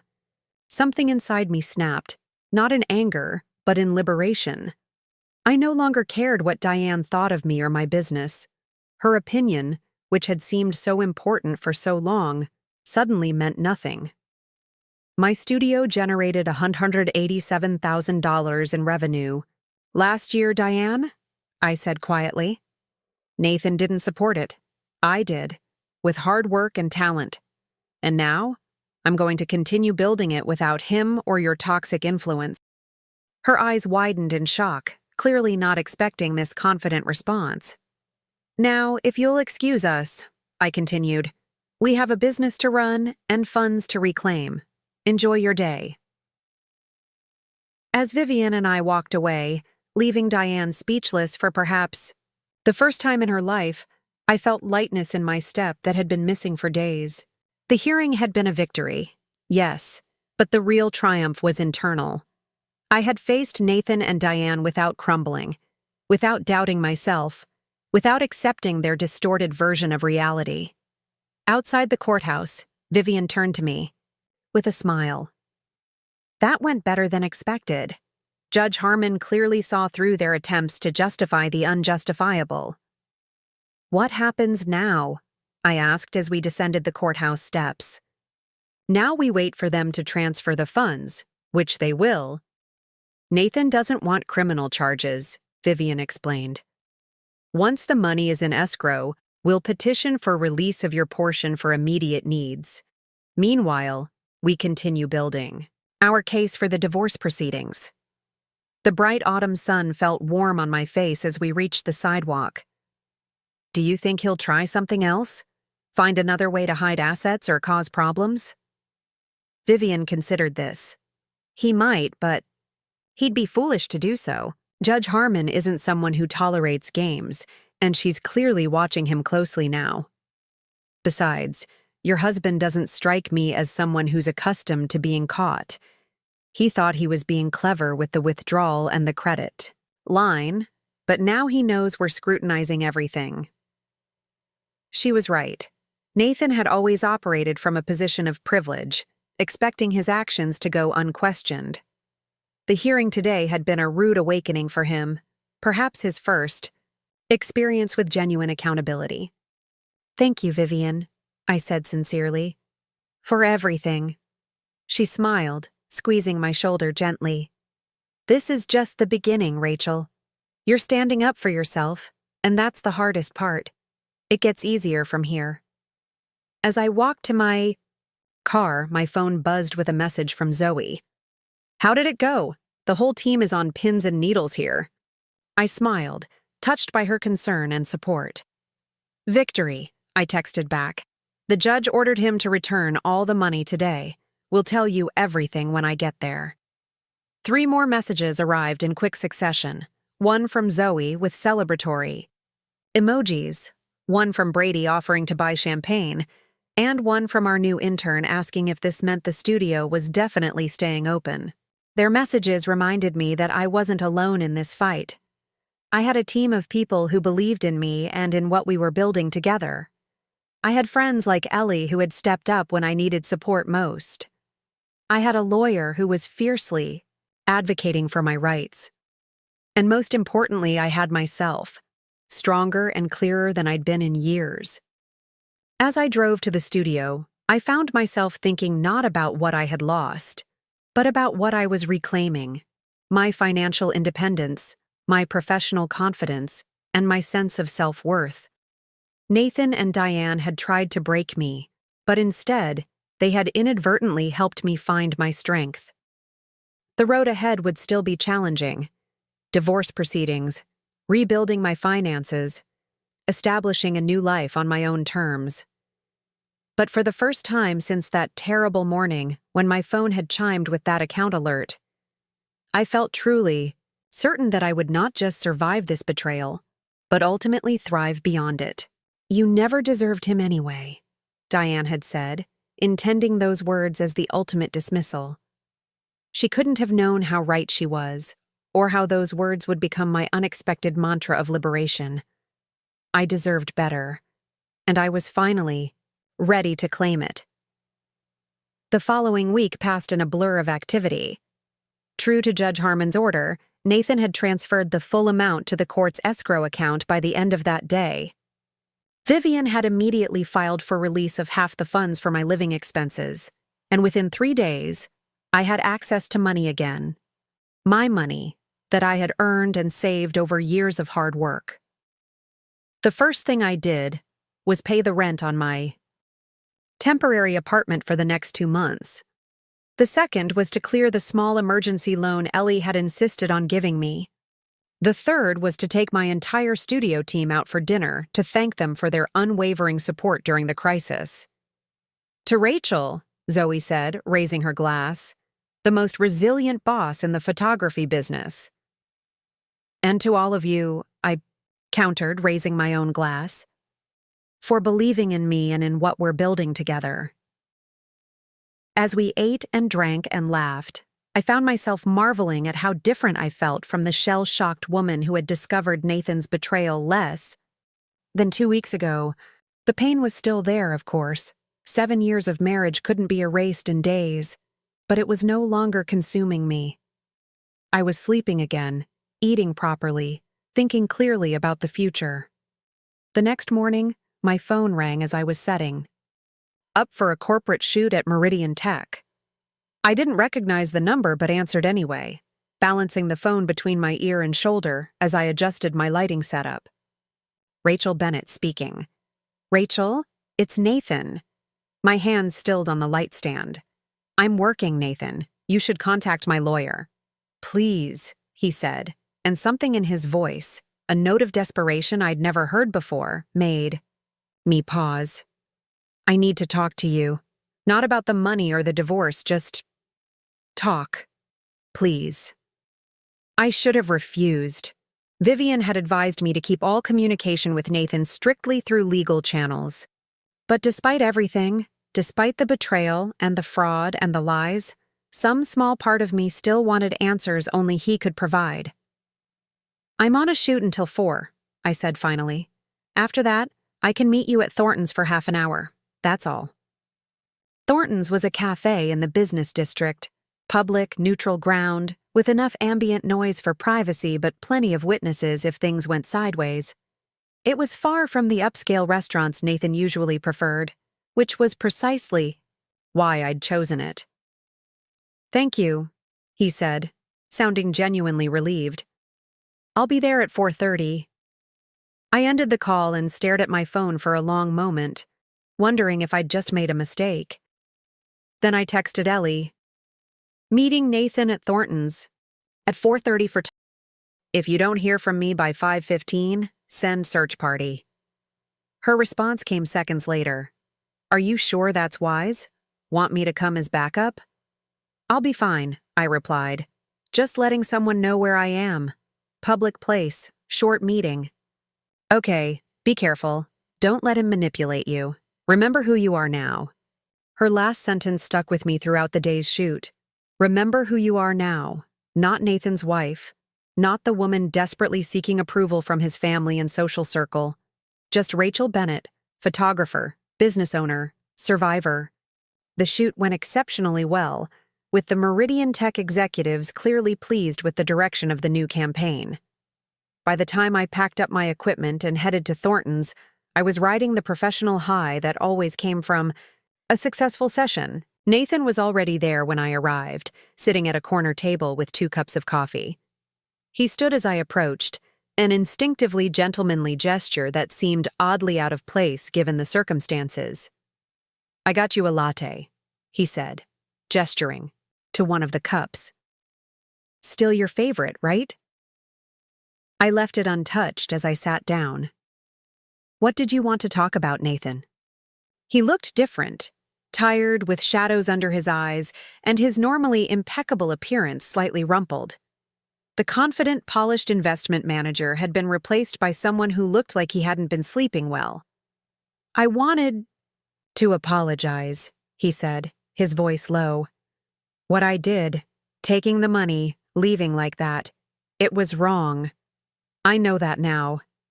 I raised an eyebrow. "You know that now? What exactly helped you reach that conclusion? The judge pointing out that you committed fraud, or the fact that your plan didn't work?" He winced. "I deserve that. But Rachel, you have to understand. I wasn't thinking clearly. My mother—" "Stop," I interrupted, holding up a hand. "If the next words out of your mouth are going to blame your mother for your actions, this conversation is over. You're a 35-year-old man, Nathan, not a child. You made your choices." He deflated slightly, running a hand through his hair. "You're right. I'm not blaming her. I made the decision. I signed your name. I took the money. That's on me." The direct admission startled me. I'd expected justifications, excuses, attempts to minimize what he'd done. His straightforward acknowledgement of responsibility seemed almost out of character. "Why?" I asked, the question that had been haunting me for days. "Why not just tell me you wanted a divorce? Why the middle-of-the-night disappearance and theft?" Nathan stared into his coffee cup, as if the answers might be swirling in the dark liquid. "I was a coward," he said finally. "I knew a normal divorce would mean difficult conversations, emotional scenes, having to face your hurt and disappointment. I wanted to avoid all that, make a clean break." "A clean break," I repeated incredulously. "By committing fraud?" "I didn't think of it as fraud at the time," he admitted. "I thought of it as taking what was mine, what we had built together but that I felt entitled to control." The honesty was almost more painful than the lies had been. This wasn't some misunderstanding or temporary lapse in judgment. This was a fundamental worldview in which Nathan truly believed he had the right to make unilateral decisions about our shared resources. "And the line of credit in my name?" I pressed. "How did you justify that to yourself?" He had the grace to look genuinely ashamed, That was. There's no excuse for that. I needed money for an investment opportunity, and I'd already maxed out my personal credit. I told myself I'd pay it off before you ever knew about it. What kind of investment opportunity requires fraudulent credit applications? I asked, suspicion growing. Nathan hesitated, shifting uncomfortably in his seat. It's complicated. Try me. I'm smarter than you and your mother ever gave me credit for. He flinched at that, but nodded. It was a real estate development deal. A friend of my mother's was putting together a group of investors for a luxury condo project in Westlake. I frowned. Westlake? Isn't that where they've been fighting that wetland protection order? Yes, Nathan admitted. The project has been controversial, but the potential returns were enormous, especially for early investors. So you forged my signature to invest in a potentially illegal development project that would destroy protected wetlands? The pieces were coming together in a way that made me feel physically ill. Please tell me that's not where all the money from our joint account went to. His silence was answer enough. Oh my God, Nathan. I sat back, genuinely shocked. You didn't just betray me. You put our life savings into a project that could be shut down by environmental regulations at any moment. It's not like that, he insisted. The developers have connections, people who can make sure the regulations aren't a problem. It's a solid investment. Connections? You mean bribes? I couldn't believe what I was hearing. Nathan, that's not just unethical, it's potentially criminal. Is that really who you are? He looked genuinely confused by my reaction. It's business, Rachel. This is how things get done in the real world. Everyone cuts corners sometimes. Forging signatures and destroying protected ecosystems isn't cutting corners, Nathan. It's breaking the law and moral bankruptcy. We sat in silence for a moment, the gulf between our worldviews never more apparent than in this moment. I had spent 7 years with this man, loved him, built a life with him, and yet somehow had never truly seen this core aspect of his character. Does your fancy lawyer know about this investment? I asked finally, because mine will as soon as I leave here. Panic flashed across Nathan's face. Rachel, please, if this gets out, if the investment group comes under scrutiny, it could ruin me professionally. I could lose my license. You should have thought of that before you forged my signature, I replied coldly. Before you put our money into something that could destroy both of us financially and potentially lead to criminal charges. I'll get the money back, he said quickly. I'll pull out of the investment. Return your half. Just, please don't make this public. I studied him carefully, seeing the desperation in his eyes. This wasn't just about the money anymore. This was about his career, his reputation, possibly even legal consequences beyond the fraud he'd already admitted to. Here's what's going to happen, I said, my voice steady and controlled. You're going to withdraw from this investment immediately and return the full amount to the escrow account. You're going to pay off and close that fraudulent line of credit in my name. And you're going to agree to a fair and equitable division of all our assets in the divorce, with no further games or hidden accounts. He nodded rapidly. Yes, all of that. I will. I'm not finished, I continued. In exchange, I won't report what you've told me about this shady investment scheme to the authorities. But if I discover any other financial deceptions, any other accounts or investments involving my name or our money, all bets are off. Relief washed over his face. Thank you, Rachel. I promise. No more surprises. I'll make this right. You can't make this right, Nathan, I said quietly. You can mitigate the damage, but you can't undo what you've done, not the fraud, and not the destruction of our marriage. He reached across the table, as if to take my hand, but I pulled back. I did love you, he said, his voice thick with emotion that seemed genuine. Please believe that at least. I considered his words, searching for the truth in them. Maybe you did, in your way. But you didn't respect me. And without respect, love is just an empty word. I stood, gathering my bag. I need to go. My lawyer will contact yours about the investment withdrawal and credit line closure. I expect it to be handled promptly. Rachel, he called as I turned to leave. For what it's worth, I am sorry. Not just for the money, but for not being the man you thought I was. I paused, looking back at him. That's the thing. Nathan, I'm not sure I ever really knew who you were, and that's on both of us. Walking out of Thornton's, I felt an unexpected sense of closure.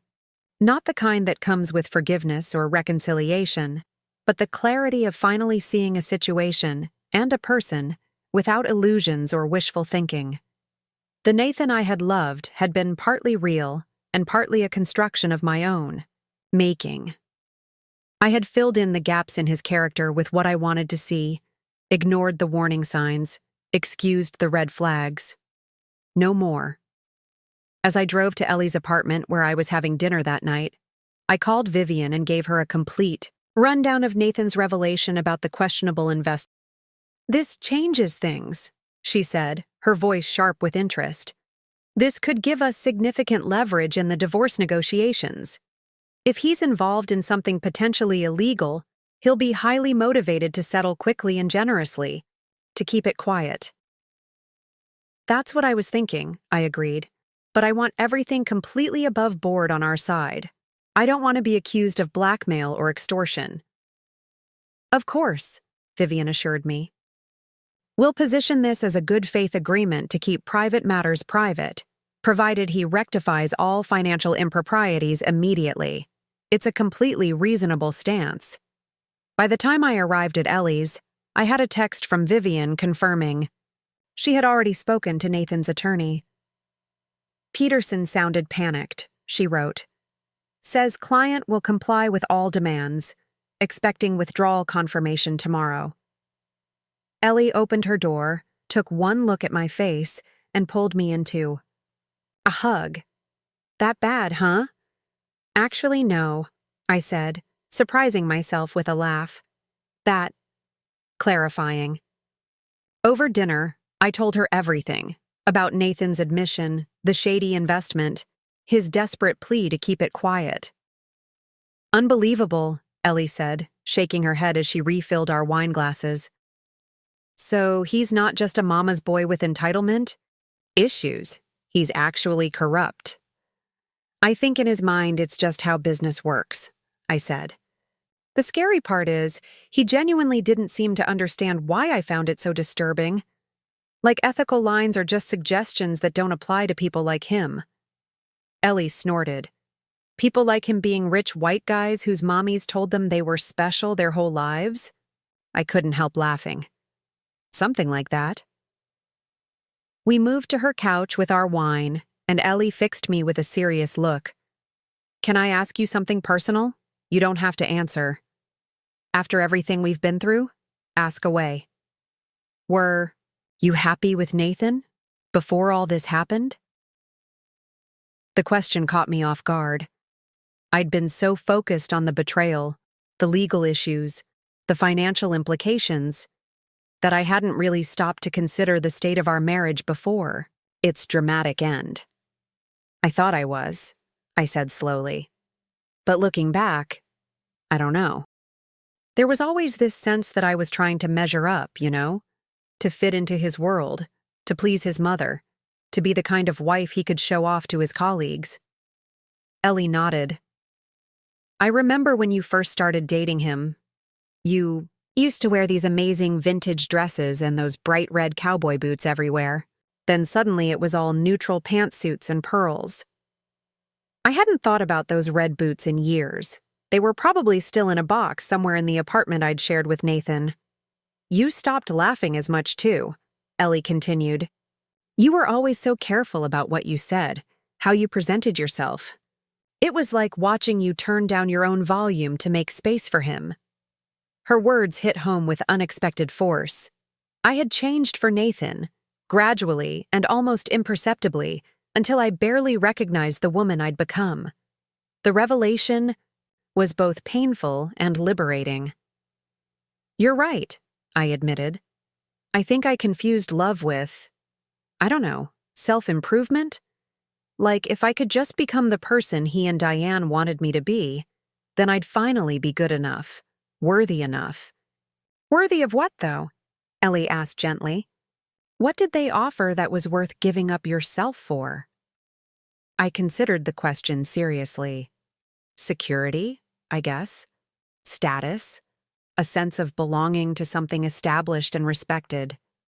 Nathan's family has been in Greenhill for generations. They know everyone. They're invited everywhere. When you're with them, doors open. "And now that those doors have closed?" Ellie prompted.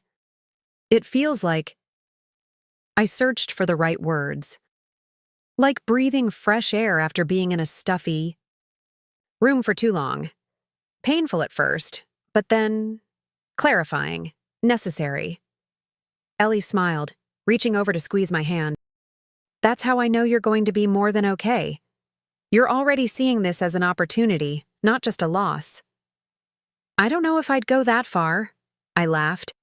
"I still have moments of absolute fury when I think about what he did, and moments of devastating sadness when I remember the good times, the life I thought we were building." "Of course you do," Ellie said. "That's normal. But you're not letting those moments define you or your future. You're fighting back, standing up for yourself, making plans. The old Rachel is coming back, but stronger. The old Rachel, the woman with the vintage dresses and red boots, the woman who had followed her passion for photography before she'd ever met Nathan Winters, the woman who hadn't needed anyone's validation to know her own worth." "You know what?"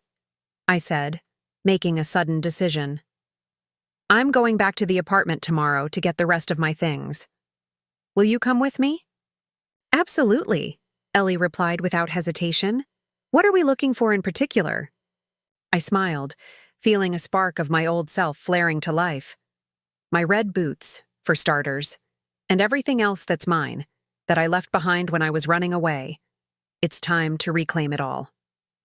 That night, back in my temporary apartment, I found myself unable to sleep. Not from anxiety or grief this time, but from a strange electric energy that coursed through me. It felt like anticipation, like standing on the edge of something new and unknown, but full of possibility. I got up and retrieved the journal Ellie had given me, flipping to a clean page. Instead of rehashing the past or agonizing over Nathan's betrayal, I began to write about the future, what I wanted for my business, for my life, for myself. The list flowed easily. Dreams and goals I had set aside or downplayed during my marriage, now re-emerging with new clarity and urgency. Expand. The studio's corporate client base.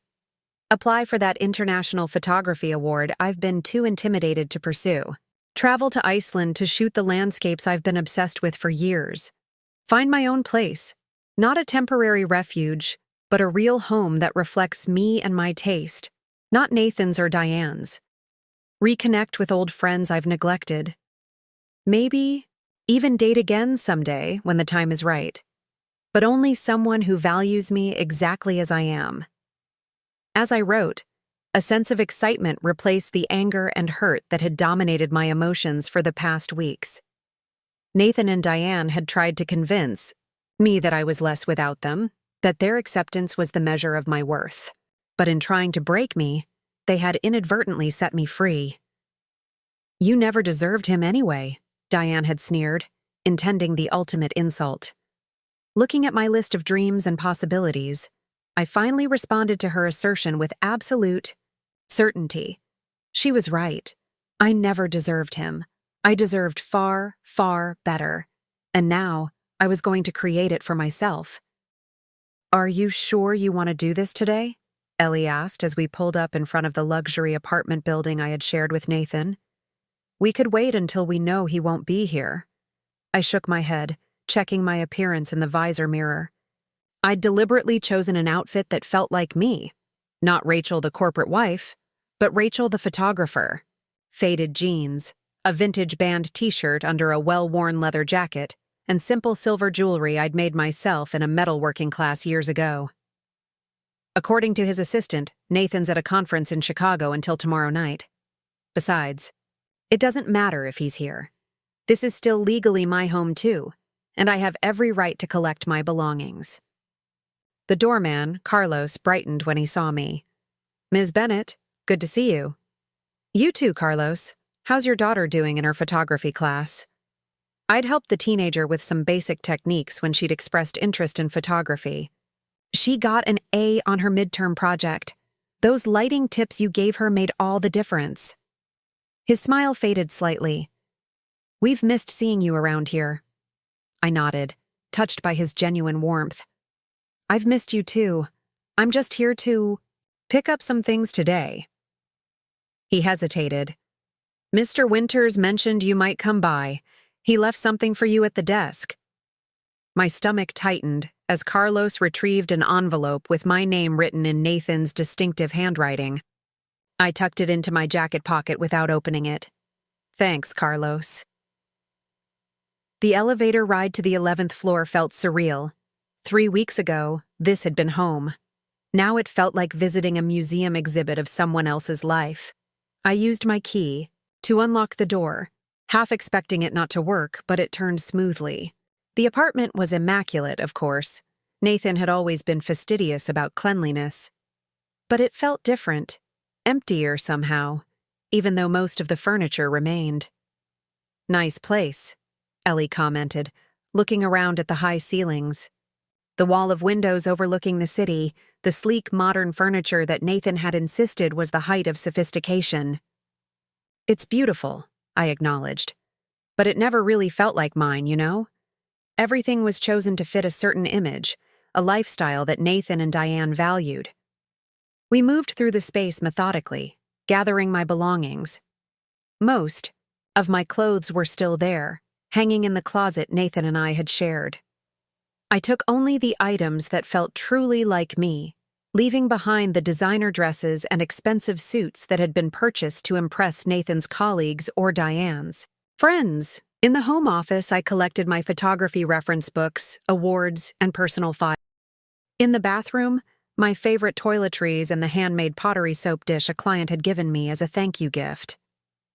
It was in the back of our storage closet that I found the box I'd been most hoping to recover, labeled simply Rachel's Things, in my handwriting. Inside were treasures from my pre-Nathan life, my collection of vintage concert t-shirts, the beaded necklaces I'd made during a jewelry-making phase, old journals filled with photography ideas and personal reflections, and, at the very bottom, wrapped in tissue paper, my red cowboy boots.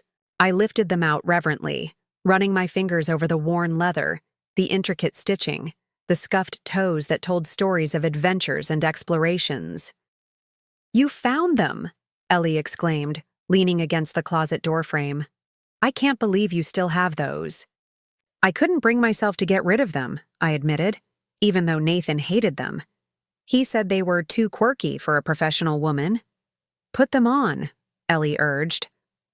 I hesitated for just a moment before kicking off my sensible flats and pulling on the boots. They fit perfectly, like they'd been waiting for me all this time. Standing in those boots in the middle of the apartment that had never truly felt like home, I suddenly felt more myself than I had in years. "They look fantastic," Ellie said, grinning. "Very you." I walked to the full-length mirror in the bedroom, examining my reflection. The woman staring back at me, in faded jeans, a vintage t-shirt, and bright red cowboy boots, looked nothing like the polished, careful person I'd become during my marriage. She looked freer, more authentic, more alive. As I studied my reflection, something caught my eye on the dresser behind me, a small wooden jewelry box I didn't recognize. Curious, I turned and picked it up, opening the lid to find a collection of expensive-looking jewelry, a diamond tennis bracelet, sapphire earrings, a pearl necklace I'd seen Diane wearing on several occasions. "That's not yours?" Ellie asked. noticing my confusion. No, and it's definitely not Nathan's. I examined the pieces more carefully. Some of these look like Diane's, but why would they be here?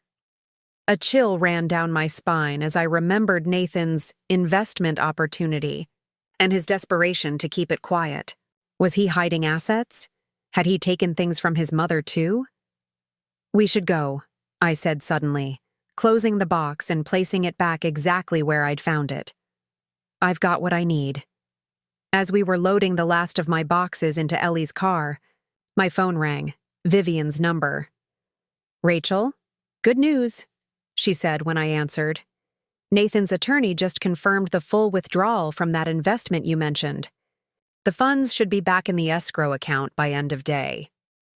Relief washed over me. That's great, Vivian. Thank you. There's more, she continued.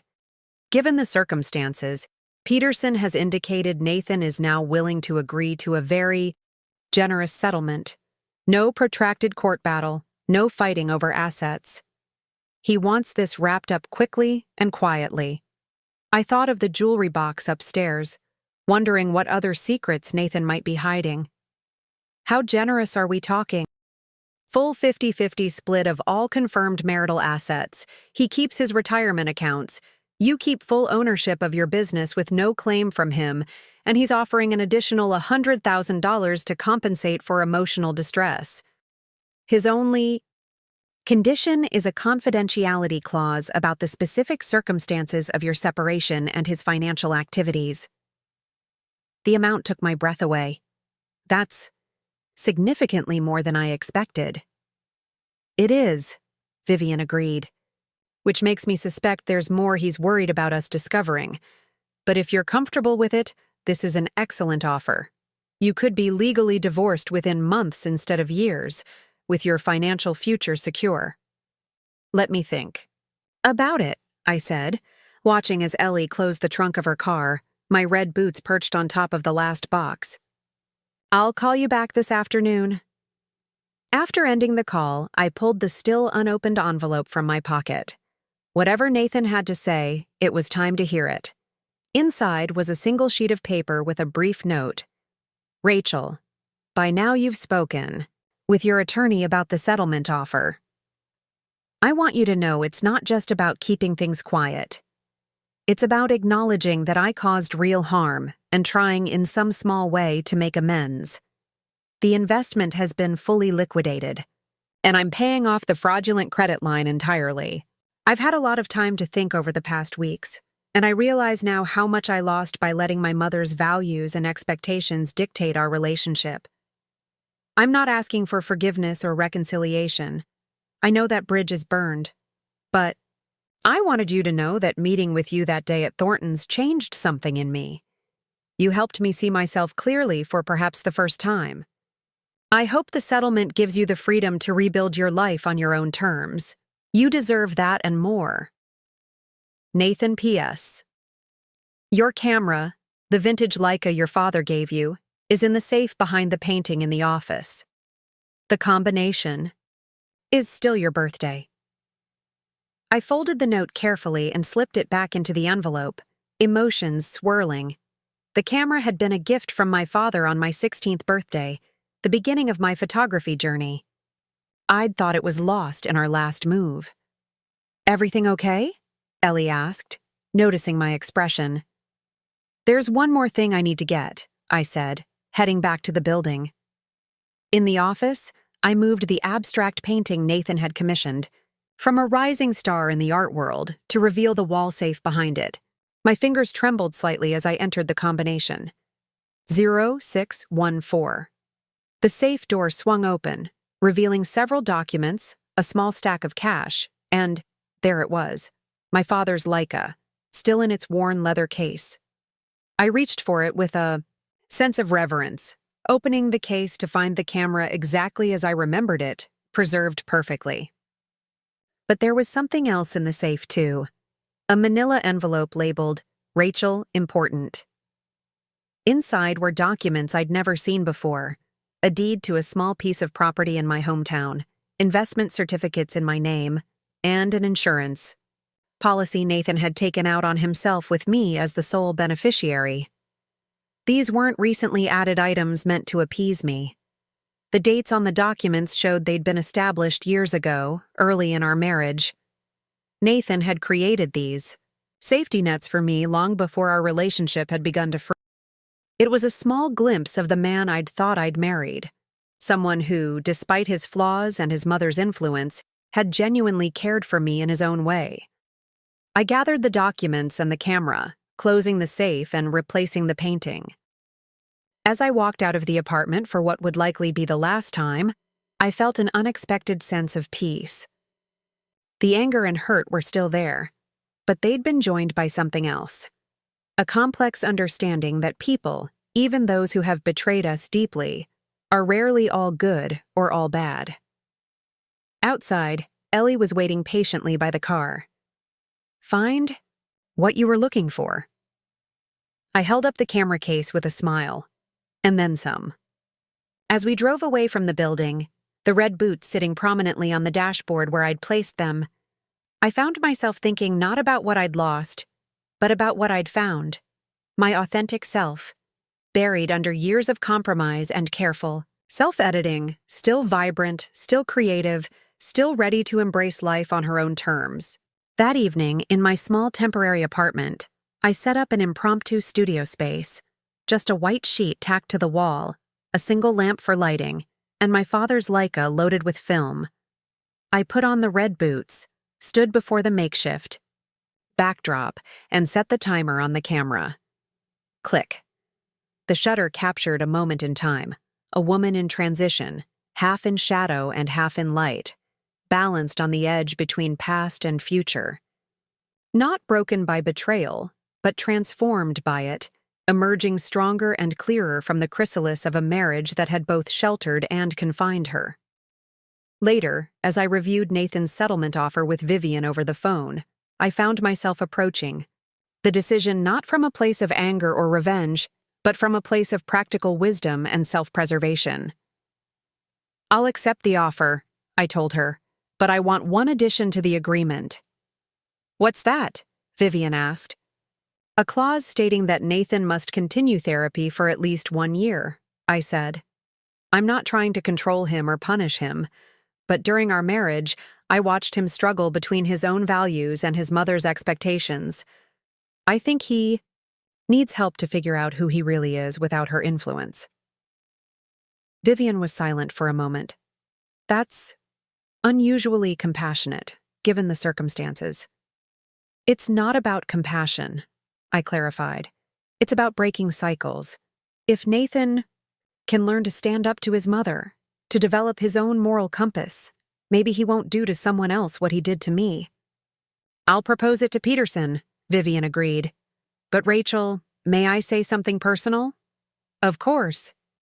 "In 10 years of handling divorces, I've rarely seen someone navigate such a betrayal with the grace and strength you've shown. Most people, in your situation, would be consumed by bitterness, focused solely on extracting maximum pain or financial gain. You're thinking about breaking cycles and healing, even for the person who hurt you. That's remarkable." Her words caught me off guard. I hadn't thought of my actions as particularly graceful or strong. I'd been angry, devastated, confused, all the emotions anyone would feel when betrayed so deeply. But somewhere along the way, those feelings had been joined by a determination not just to survive this betrayal, but to grow through it. "I'm not sure I deserve that much credit." I'm still angry at Nathan. I still have moments where I want to scream or throw things or make him hurt the way I've hurt. But I'm also starting to see how this experience has forced me to reclaim parts of myself I'd set aside during our marriage. I don't want to lose that clarity by staying stuck in anger. After ending the call with Vivian, I sat at my small kitchen table, my father's Leica before me, the red boots kicked off but still within reach, and opened my journal to a fresh page. At the top, I wrote 3 words: what I found. Beneath it, I began to list not the material possessions I'd reclaimed from the apartment, but the deeper discoveries of these tumultuous weeks. My professional confidence, no longer filtered through Nathan's or Diane's expectations. My creative voice, speaking clearly again after years of being muffled. My personal style, quirky and imperfect and completely mine. My financial autonomy, hard-won through confronting Nathan's betrayal. My support network, stronger and more vital than I'd realized. My capacity for resilience, tested by fire and proven unbreakable. My authentic self, neither diminished by betrayal nor defined by it, but emerging stronger through it. As I wrote, I realized that these discoveries weren't just silver linings to a painful experience. They were transformative revelations that would shape the rest of my life. In trying to break me, Nathan and Diane had inadvertently helped me find strengths I hadn't known I possessed and reclaim aspects of myself I'd nearly forgotten. "You never deserved him anyway," Diane had said, intending to wound me to my core. Looking at my list of unexpected gifts born from that painful dismissal, I had to smile at the irony. For once in her life, Diane Winters had been absolutely right, just not in the way she had intended. I didn't deserve a relationship built on compromise and conditional acceptance. I didn't deserve a life measured against someone else's yardstick of success. I didn't deserve to shrink myself to fit into spaces too small for my spirit. What I deserved was the chance to build something authentic and meaningful on my own terms. And now, against all odds, that's exactly what I had been given. "You're doing what?" Zoe stared at me across the studio as if I'd just announced I was joining a circus. "I'm accepting a commercial wedding photography grant to document rural ceremonies in my hometown for 3 weeks this summer," I repeated, unable to keep the excitement from my voice. "The Barrett Foundation is funding it, full expenses paid, plus a stipend, and they're publishing the collection in their annual arts journal." "But what about the studio, the Meridian Tech campaign, the Westfield follow-up shoots?" Sigh. Concern was understandable. As my business manager, a promotion I'd given her last week, Zoe was thinking of our existing commitments.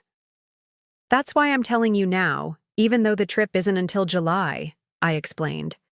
"We have 4 months to prepare. Brady is ready for more responsibility, and with his background in commercial photography, he can handle the Meridian shoots. You'll oversee everything, and I'll be available remotely for consultations." I moved to the whiteboard where we tracked upcoming projects and began rearranging our schedule. "Before I leave, we'll complete the Johnson wedding, the Meridian executive portraits, and the initial Westfield concepts. The rest can be managed by the team with remote input from me." Zoe studied the board, her initial panic giving way to thoughtful consideration. "It could work," she admitted. "Brady has been impressive lately, and the summer is typically slower for corporate clients anyway." She turned to me with a curious expression. "But why now? And why your hometown? You never talk about that place." I set down the marker and leaned against the desk. "Because it's time to reconnect with my roots. After everything that's happened, I've been thinking a lot about who I was before Nathan, before trying to fit into Diane's world. Part of that person was shaped by growing up in Pinecrest. What I didn't say was that the call from the Barrett Foundation had come the day after I'd discovered the deed to a small property in Pinecrest among the documents in Nathan's safe. According to county records, it was a modest cabin by the lake that had belonged to my grandmother, a place I'd loved as a child but had assumed was sold after her death. Somehow, Nathan had tracked it down and purchased it in my name early in our marriage, never mentioning it. It felt like a sign, a thread connecting my past to my future in a way I couldn't ignore. Plus, I added with a grin, I already pitched the studio succession plan in my grant application. The foundation was impressed by our business model and how we're developing new talent.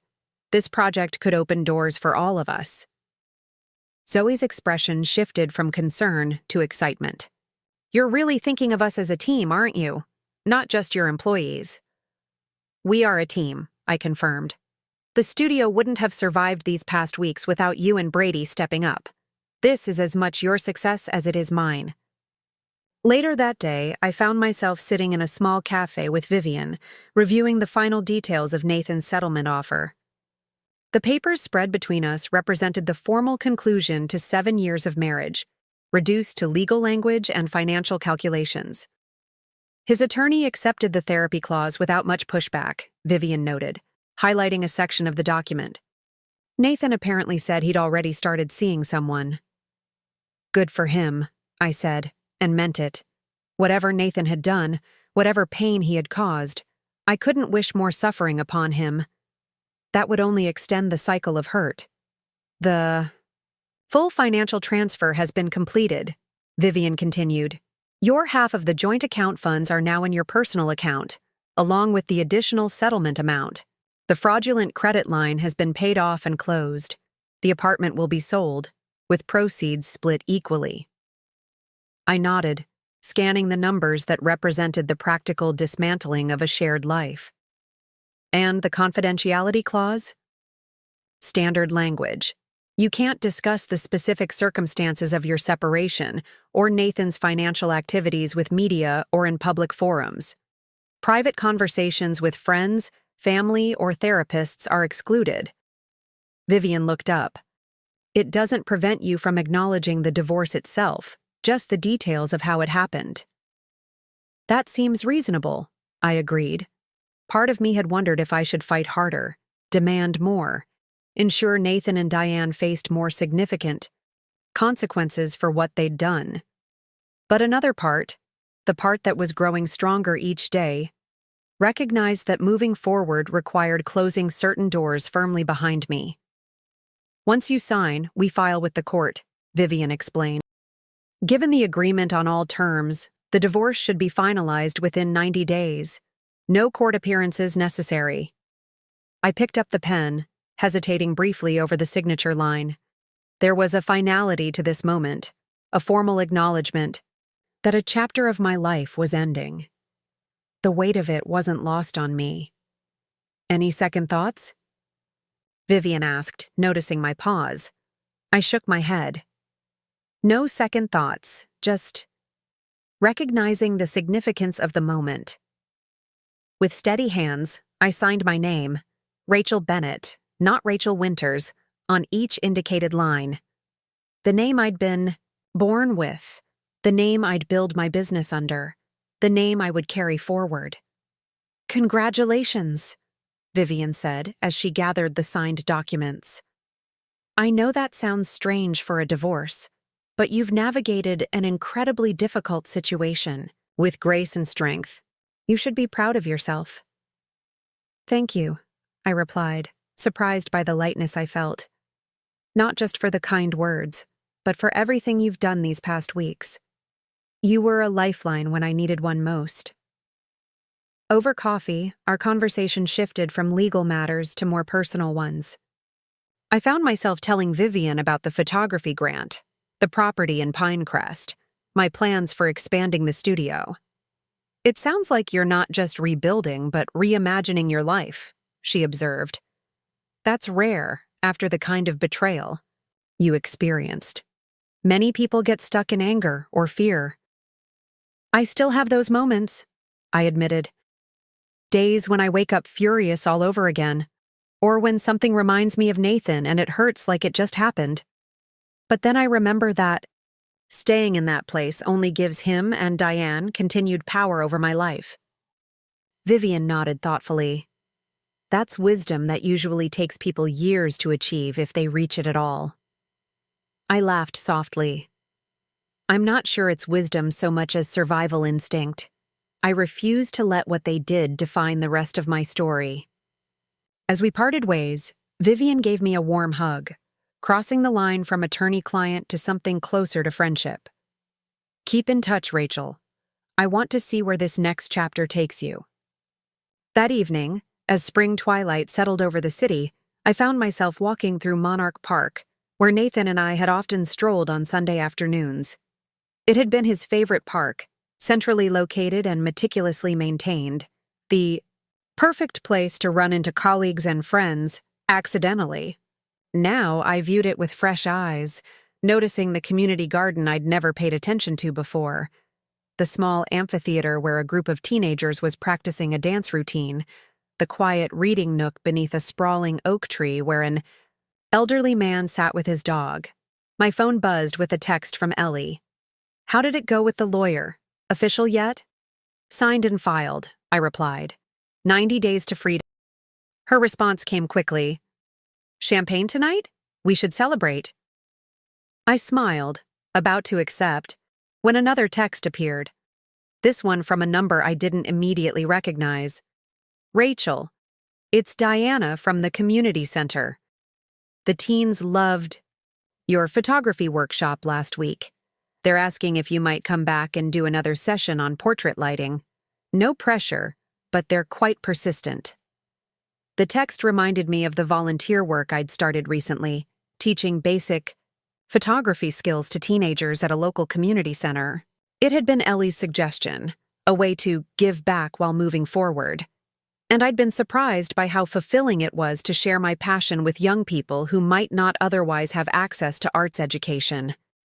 "Rain check on champagne?" I texted Ellie. "Community center kids want another workshop. Tomorrow instead?" "Even better," she replied. "Go inspire some future Ansel Adamses." As I changed direction, heading toward the community center instead of home, I marveled at how differently I was spending my time now. Friday evenings during my marriage had been dedicated to Nathan's world: cocktail parties with colleagues, charity galas with Diane's friends, carefully orchestrated dinners where conversations revolved around investment portfolios and vacation properties. Now I was choosing connections that nourished rather than drained me. Teaching eager teenagers, having honest conversations with friends like Ellie who accepted me fully, building a business team based on mutual respect and shared goals. Even my cordial professional relationship with Vivian felt more authentic than many of the so-called friendships I'd cultivated in Nathan's social circle. The community center was housed in a converted warehouse, its industrial exterior brightened by colorful murals painted by local artists. Inside, the space hummed with activity: a basketball game in the main hall, a cooking class in the kitchen area, a homework help session in the corner library. Diana, the arts program coordinator, waved me over with a relieved smile. "You got my message. I wasn't sure you'd be available on such short notice." "Happy to help," I said, following her to the small studio space where I'd taught the previous workshop. "What are they struggling with specifically?" "They're trying to take portraits for a community project, but the lighting in their photos is..." She grimaced. "Well, see for yourself." She handed me a tablet displaying a series of well-composed but poorly lit photographs, subjects with harsh shadows across their faces, overexposed backgrounds, or too dark features that lost all detail. Inside the studio, 6 teenagers looked up expectantly as I entered, the same group from last week's basic composition workshop. Their faces lit up with recognition. "Ms. Bennett, you came!" Josie, a passionate 16-year-old with dreams of becoming a photojournalist, jumped up from her chair. "We tried what you showed us about composition, but our portraits still look terrible." "Lighting is one of the trickiest elements to master," I assured them, setting down my bag and pulling out a small portable light kit I'd brought just in case. "But once you understand a few basic principles, you'll see immediate improvement."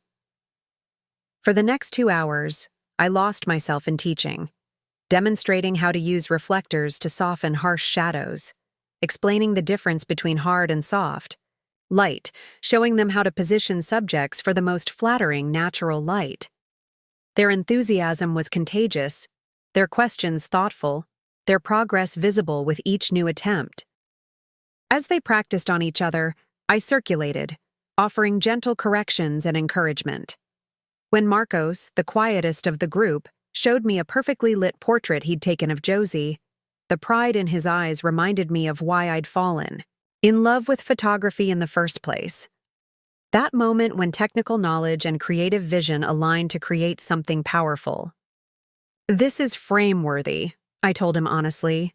You've captured something essential about Josie here, not just what she looks like, but who she is. He beamed, then looked suddenly uncertain. How do you know when a photo is really good? Not just technically, but important? The question caught me off guard with its depth. I considered it carefully before answering, aware that all 6 students were now listening intently. The best photographs create a bridge of understanding, I said finally. They connect the viewer to the subject in a way that expands our capacity for empathy or recognition.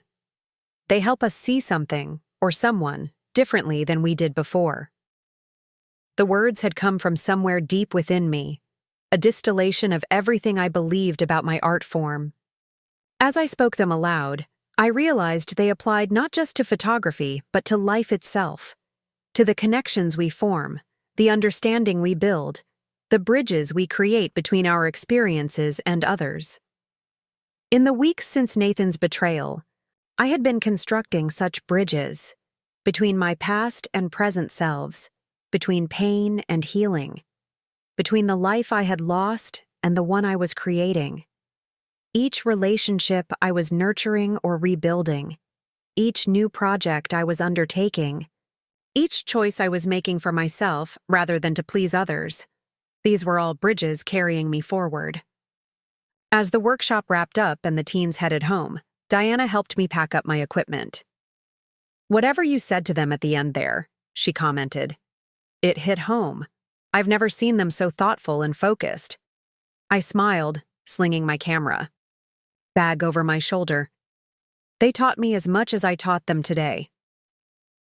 Outside, the spring evening had deepened into early darkness, the park across the street illuminated by antique-style lampposts. As I walked toward the subway station, I felt a sense of contentment that had nothing to do with material success or social standing, the metrics by which Nathan and Diane had always measured worth. My phone buzzed with a new email notification from the Barrett Foundation, confirming the grant and requesting a preliminary outline for the rural wedding photography project.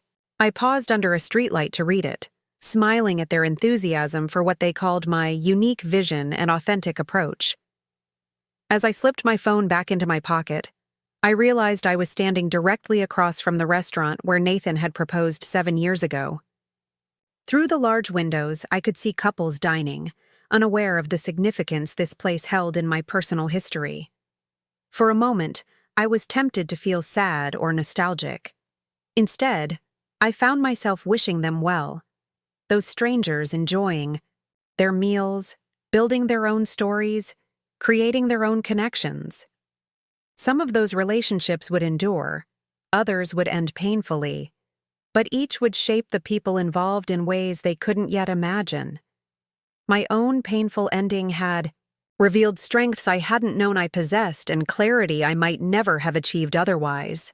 As difficult as the journey had been, I couldn't wish it undone, for that would mean unwishing the person I was becoming because of it.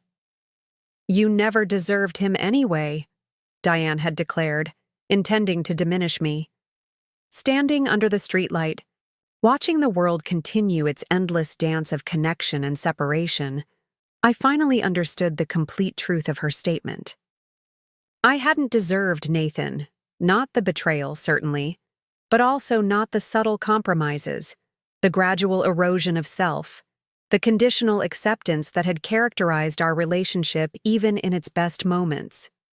What I deserved, what everyone deserved, was the chance to be fully, authentically themselves within their relationships, not despite them. To build bridges of understanding that expanded rather than contracted their worlds. To connect with others in ways that fostered growth rather than constraint. As I continued my walk toward the subway, I felt a deep gratitude for this hard-won wisdom and for all the bridges, to myself, to others, to my art, that I was now free to build on my own terms. The real estate agent's SUV bounced along the unpaved road, tall pines crowding close on either side. Through the open window, I breathed in the scent of sun-warmed forest, a fragrance that transported me instantly back to childhood summers. It's just around this bend, Marjorie, the agent, said as she navigated a particularly rutted section of road. I haven't been out here in years. Not many properties change hands in this area. Most families pass them down through generations. As we rounded the curve, the trees opened up to reveal a small clearing, and there it was, my grandmother's cabin. The sight of it caught in my throat, so familiar yet changed by the passage of time. The weathered logs had darkened with age. The front porch sagged slightly at one corner, and the garden my grandmother had tended so lovingly was now a tangle of wild growth. But the essence of the place remained, sturdy and welcoming, a haven set against the backdrop of pines with the glimmer of lake water visible beyond. It needs work, Marjorie commented as we parked. Been empty for a few years from the looks of it. I nodded, but I wasn't really listening. I was already out of the car, drawn toward the cabin by an invisible thread of memory and belonging. The key, found among the documents in Nathan's safe, felt warm in my palm as I climbed the 3 wooden steps to the porch. The door opened with a familiar creak, releasing the scent of cedar and dust, and something indefinably nostalgic. Sunlight streamed through grimy windows, illuminating floating moats and casting golden rectangles across the plank floor.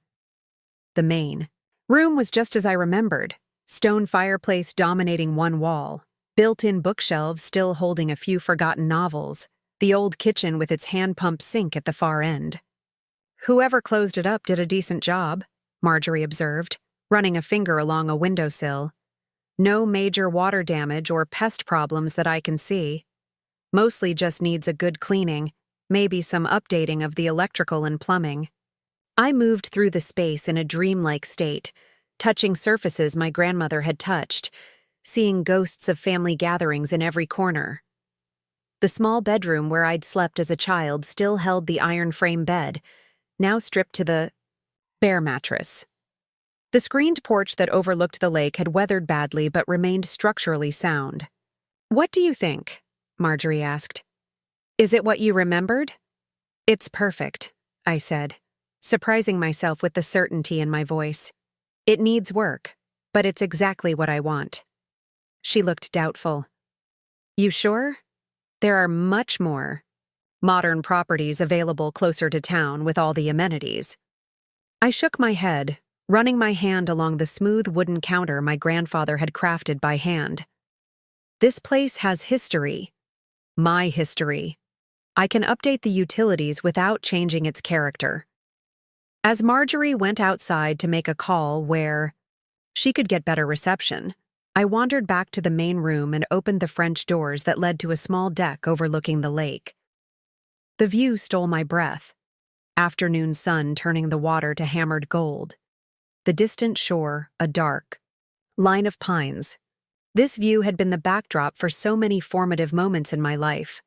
Learning to swim, reading my first photography book, having deep conversations with my grandmother about art and purpose. Standing there, I could almost hear her voice. "Find what makes your soul sing, Rachel, and follow that song wherever it leads you." I'd followed it to photography, to art school, to building my business. But somewhere along the way, amid the pursuit of success and Nathan's approval and Diane's acceptance, I'd stopped listening to that inner music. Coming back here felt like finding the melody again, clear and true beneath the noise of the past. 7 years. My phone buzzed with a text from Zoe. "How's the cabin? Wilderness paradise or horror movie setting?" I smiled, snapping a quick photo of the view and sending it back with the caption, "Definitely paradise. Needs work, but I'm in love." Her response came quickly. "OMG, gorgeous! Perfect artist retreat.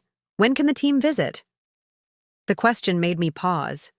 During my marriage, I'd kept my professional and personal lives carefully separated, partly because Nathan had always been dismissive of my work friends, as he called them, and partly because I'd internalized Diane's rigid ideas about appropriate social boundaries. Now, the thought of having Zoe, Brady, and the rest of my team up to the cabin for a weekend retreat seemed not just possible but wonderful. The cabin had always been a place of gathering and connection. It deserved to be filled with creative energy and laughter again. Summer studio retreat officially planned, I texted back, after the renovation. When Marjorie returned, I spent the next hour walking the property with her, making notes about necessary repairs and potential improvements. The cabin sat on 3 acres, with 200 feet of lake frontage and an old dock in need of rebuilding. The structure itself was sound, but would need updated wiring, plumbing, and a new roof. I can recommend some local contractors, Marjorie offered as we got back into her SUV. People who understand these old places and won't try to turn it into some modern monstrosity. That would be great, I said. I want to preserve its character while making it functional for year-round use. Year-round? She asked, surprised. I thought this was just a summer place for you. I hesitated, not sure how to explain the pull I felt toward this place, the sense that it represented a part of my life I needed to reclaim. I'm not sure yet, but I want the option. The following week was a whirlwind of activity. Back in Emptied, the city, I finalized the divorce papers with Vivian, officially ending my marriage with the same signature that had begun it 7 years earlier. The studio thrived under the new management structure, with Zoe handling client relations and business operations while I focused on creative direction and photography. Plans for the Barrett Foundation grant project took shape, with a schedule of rural weddings to document throughout the summer. And in every spare moment, I researched cabin renovations, consulted with contractors by phone, and began designing the space that would become my retreat, and possibly, someday, much more. You're really serious about this place? Ellie commented one evening as she helped me sort through furniture websites, looking for pieces that would complement the cabin's rustic character without sacrificing comfort. More serious than I expected. To be? I admitted. When I first found out Nathan had bought it for me, I thought I'd just sell it. Too many complicated emotions attached. But being there, it felt like coming home in a way that no place has in years. Even with all the work it needs? Maybe because of that, I said, trying to articulate the feeling. It's like the cabin is in the process of becoming its next version, just like I am. We're renovating together. Ellie smiled, nudging my shoulder affectionately. That might be the most Rachel Bennett thing you've ever said. Philosophical about home improvement. I laughed, but the observation struck a chord. I was becoming more recognizably myself with each passing day, rediscovering old passions, exploring new directions, making decisions based on my own values, rather than someone else's expectations. The woman who had once desperate tried to fit into Nathan and Diane's world now seemed like a stranger, an uncomfortable costume I'd worn for too long. The divorce became final on a Tuesday in late June, 90 days after filing, just as Vivian had predicted. I received the notification while at the studio, in the middle of editing a corporate campaign for Meridian Tech. There was no drama, no emotional collapse, just a simple email confirming that legally I was no longer Rachel Winters. I had expected to feel something more momentous, grief or relief, or some complex mixture of the two. Instead, I felt a quiet certainty that this formal ending was merely acknowledging what I had already processed emotionally weeks before. That evening, as I parked outside the community center for my weekly photography workshop with the teens, I spotted a familiar figure waiting by the entrance, Diane. My stomach tightened at the sight of her, impeccably dressed as always in a tailored beige suit, her silver hair arranged in its customary perfect coiffure. For a moment, I considered turning around, avoiding the confrontation. But that would mean disappointing the teenagers waiting inside, and I refused to give Diane that power over me any longer. As I approached, she straightened, her expression unreadable. "Rachel." "Diane," I replied, keeping my voice neutral. "This is unexpected. I waited here because I didn't want to make a scene inside, she said stiffly. I understand you're teaching a class. Yes, photography for teenagers, something I care deeply about. She nodded, glancing at the building. Nathan told me the divorce was finalized today. It was, I confirmed, wondering where this conversation was heading. Diane seemed uncharacteristically uncertain. Her normal, imperious confidence dimmed. I came to return something that belongs to you, she said finally, reaching into her designer handbag and withdrawing a small velvet-covered box.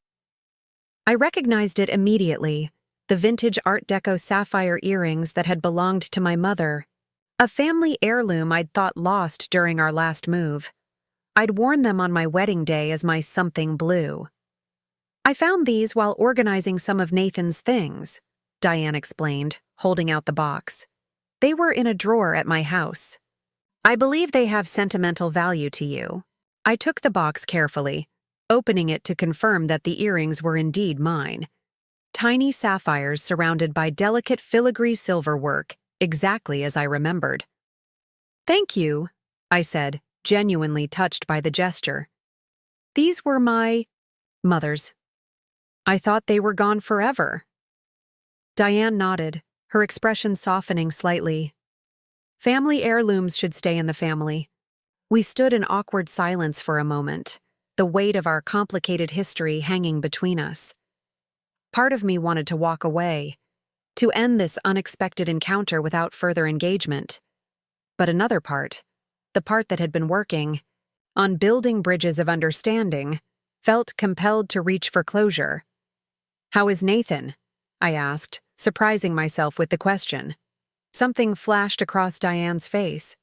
Pain, perhaps, or worry. He's finding his way.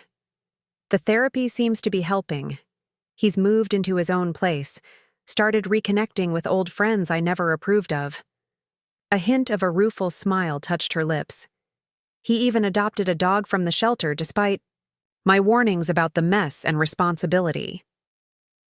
The image of Nathan, fastidious, controlled Nathan, with a shelter dog was so unexpected that I couldn't help but smile.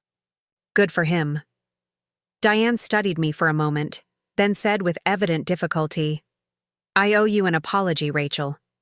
What I said that day, that you never deserved him. It was cruel and untrue. The admission took my breath away. In all, the years I'd known Diane, I had never once heard her apologize for anything. The truth is, she continued, Nathan was lucky to have someone who loved him for himself, not for his family name or his potential. Someone who encouraged his better nature rather than his worst impulses. That someone was you, not me. Her voice cracked slightly on the last words, revealing a vulnerability I'd never witnessed in her before. It was a startling glimpse behind the perfect facade she had maintained for so long. Thank you for saying that, I said quietly. It couldn't have been easy. It wasn't, she admitted. But Nathan's therapist suggested that making amends is important for his healing process, and perhaps for mine as well. I nodded, understanding the courage it had taken for someone like Diane to seek me out, to humble herself with an apology. I hope you both find peace, Diane. Despite everything, I don't wish either of you ill. She straightened, some of her usual poise returning. You're very generous. More than I deserve. She glanced at her watch. I should let you get to your class. They're waiting for you. As she turned to leave, I felt a sudden impulse to offer something in return for her unexpected gesture of grace. Diane, I called after her. She paused, looking back questioningly. For what it's worth, I think you raised a son who's capable of change, of growth. That's not nothing. A ghost of a smile touched her lips. Thank you for that. She hesitated, then added, Be well, Rachel, before walking to her waiting Mercedes. I watched her drive away, the velvet box warm in my hand. The encounter had been brief but profound, a closing of a circle. An unexpected moment of mutual recognition between two women who had viewed each other as adversaries for so long. Inside the community center, the teens were already setting up for our portrait session, arranging lighting, equipment with growing confidence. "Sorry I'm late," I said, slipping my bag off my shoulder. "I ran into someone from my past." "Everything okay, Ms. Bennett?" Josie asked, noticing something in my expression. I smiled, tucking the velvet box safely into my bag. "Yes, everything's exactly as it should be." The session that evening focused on environmental portraiture, capturing subjects in contexts that revealed something about their personalities and lives. As the teens photographed each other in various settings around the community center, I found myself reflecting on how environment shapes identity, how the places we inhabit and the people we surround ourselves with influence who we become. For 7 years, I had inhabited Nathan's world, allowing his environment and his mother's expectations to reshape me. Now I was creating my own environment, the thriving studio with its collaborative team, the cabin in the woods that connected me to my roots, this community center where I shared my passion with eager young minds. "Ms. Bennett, look at this one." Marcos called me over to review an image he'd captured of Josie in the center's small library, surrounded by books, her expression intent as she examined a volume of black and white photography. The photograph was excellent, technically sound, with good composition and lighting. But what struck me most was how perfectly Marcos had captured Josie's essence, her curiosity, her intensity, her hunger for knowledge. "This is who she is," I said approvingly. "You've seen her, not just looked at her." Marcos beamed at the praise. "That's what you taught us, right? To really see our subjects." I nodded, thinking how many years it had taken me to relearn that lesson in my own life, to really see myself and others, to recognize authentic connections, to distinguish between genuine acceptance and conditional approval. As the workshop wound down and the teens packed up their equipment, Diana approached me with a manila envelope. "This came for you at the main office," she said. "Looks official." The envelope bore the Barrett Foundation logo in the corner. Inside was the finalized contract for the Rural Wedding Photography Grant, along with a check for the first installment of the project funding. Reading through the details, I felt a surge of excitement. The project would begin in just 3 weeks, coinciding perfectly with the initial renovations at the cabin, which would serve as my home base during the documentation process. Diana peered over my shoulder at the grant documents. "This is a big deal, isn't it? National exposure for your work." "It is," I agreed. "But it's more than that. It's a chance to tell stories that don't often get told, to show that love and commitment and celebration happen everywhere, not just in expensive venues with designer dresses." She smiled knowingly. "Sounds like there's a personal element to this project for you." I hadn't thought of it that way, but she was right. In documenting these rural weddings, these celebrations that would never be featured in glossy magazines or social media influencer accounts, I was in some way reclaiming the authentic value of connection from the superficial trappings that had surrounded my own marriage. "I guess there is," I acknowledged. "It's about recognizing that what matters in a relationship isn't the external validation or the perfect appearance. It's about seeing each other clearly and choosing each other anyway." Later that night, in my small apartment, I carefully placed my mother's sapphire earrings in my jewelry box, alongside the pendant my grandmother had given me and the silver bangles I'd made in that metalworking class years ago. Each piece represented a different facet of my identity, a different chapter in my story. My phone chimed with an email notification, photos from the contractor at the cabin, showing the progress on the roof repairs. The old damaged shingles had been stripped away, revealing the solid wooden structure beneath. By next week, new cedar shakes would be in place, protecting the cabin for decades to come. There was something profoundly metaphorical about the renovation process, stripping away what was damaged, reinforcing the strong core, rebuilding with materials that would last. It mirrored my own transformation over these past months, the careful dismantling of unhealthy patterns and the thoughtful construction of a more authentic life. As I scrolled through the photos, noting details to discuss with the contractor, a text from Ellie appeared. Divorce day. You okay? More than okay, I replied truthfully. Working on cabin plans, finalizing grant project, had surprisingly positive encounter with Diane. Life feels right. Diane? Ellie responded immediately. Need details. I smiled, promising to fill her in tomorrow over coffee.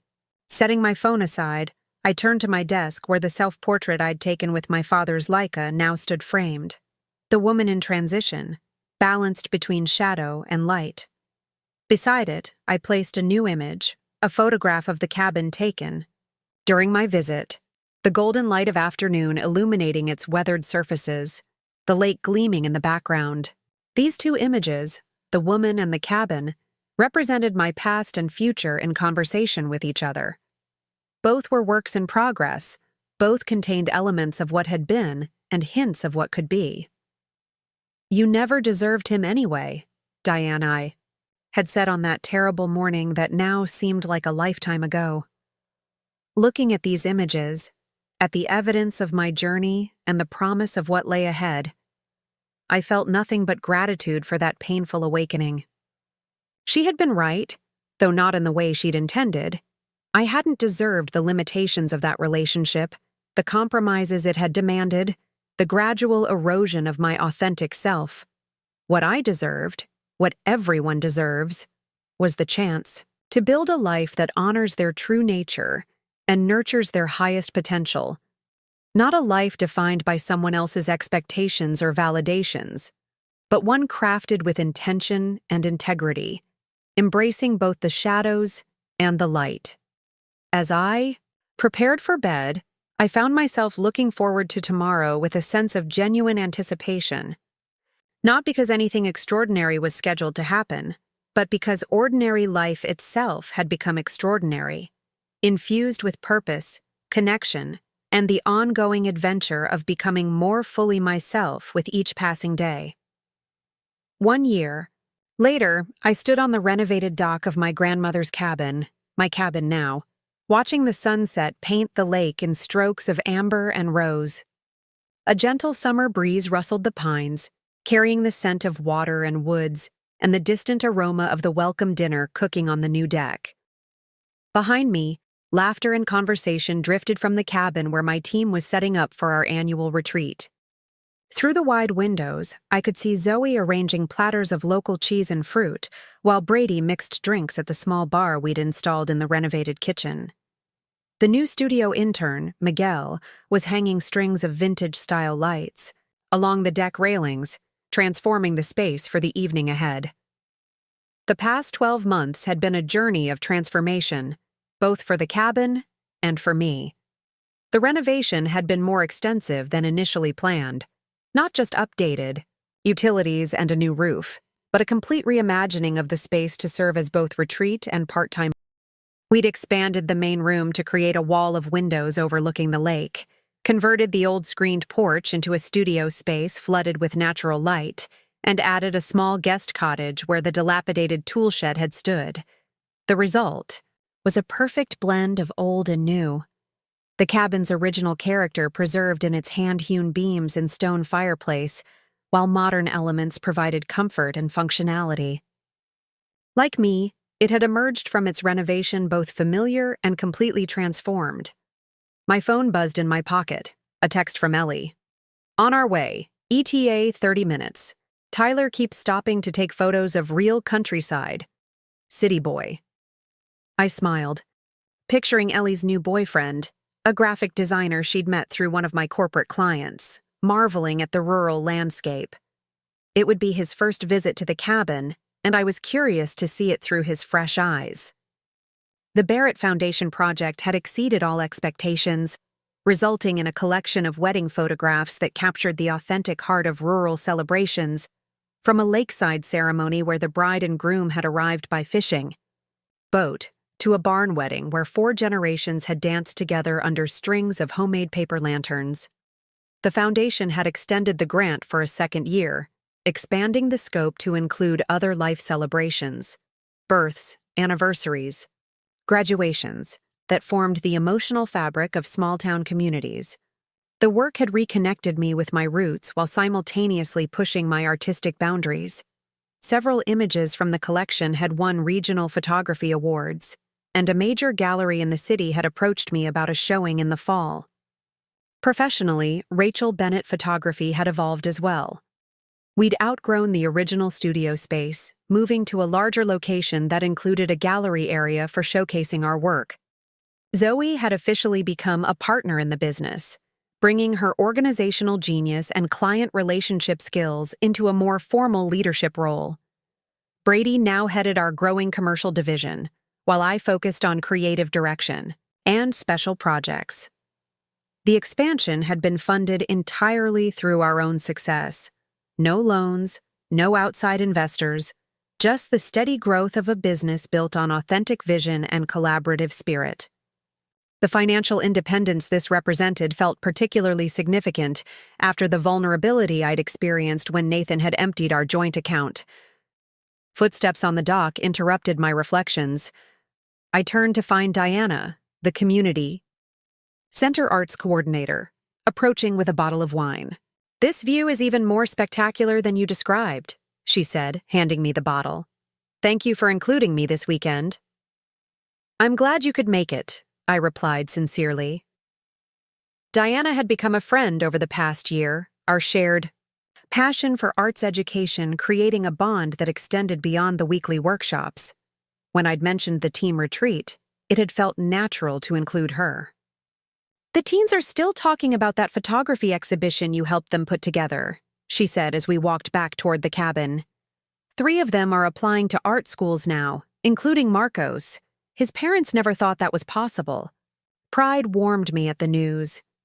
The exhibition, a series of environmental portraits documenting the diverse community around the center, had been a turning point for several of the young photographers. Seeing their work professionally displayed, witnessing the impact their images had on viewers, had transformed their perception of what was possible for their futures. "Speaking of exhibitions," Diana continued, "have you decided which pieces you'll include in your gallery show?" "I think so," I said as we climbed the steps to the deck.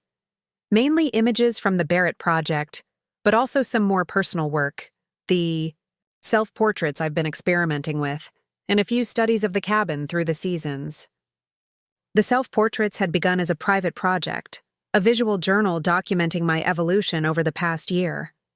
Unlike traditional portraits focused on appearance, these images explored identity through metaphor and environment. My hands cradling, my grandmother's teacup, my silhouette against the lake at dawn, my reflection fragmented in a series of antique mirrors I'd collected during the renovation.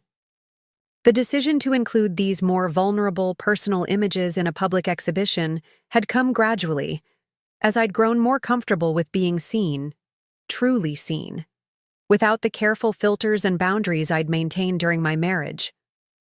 Inside the cabin, final preparations for the evening were underway. The large farm table that dominated the main room was set for 12. My team, their partners, and the small circle of friends who had supported me through the past year's journey.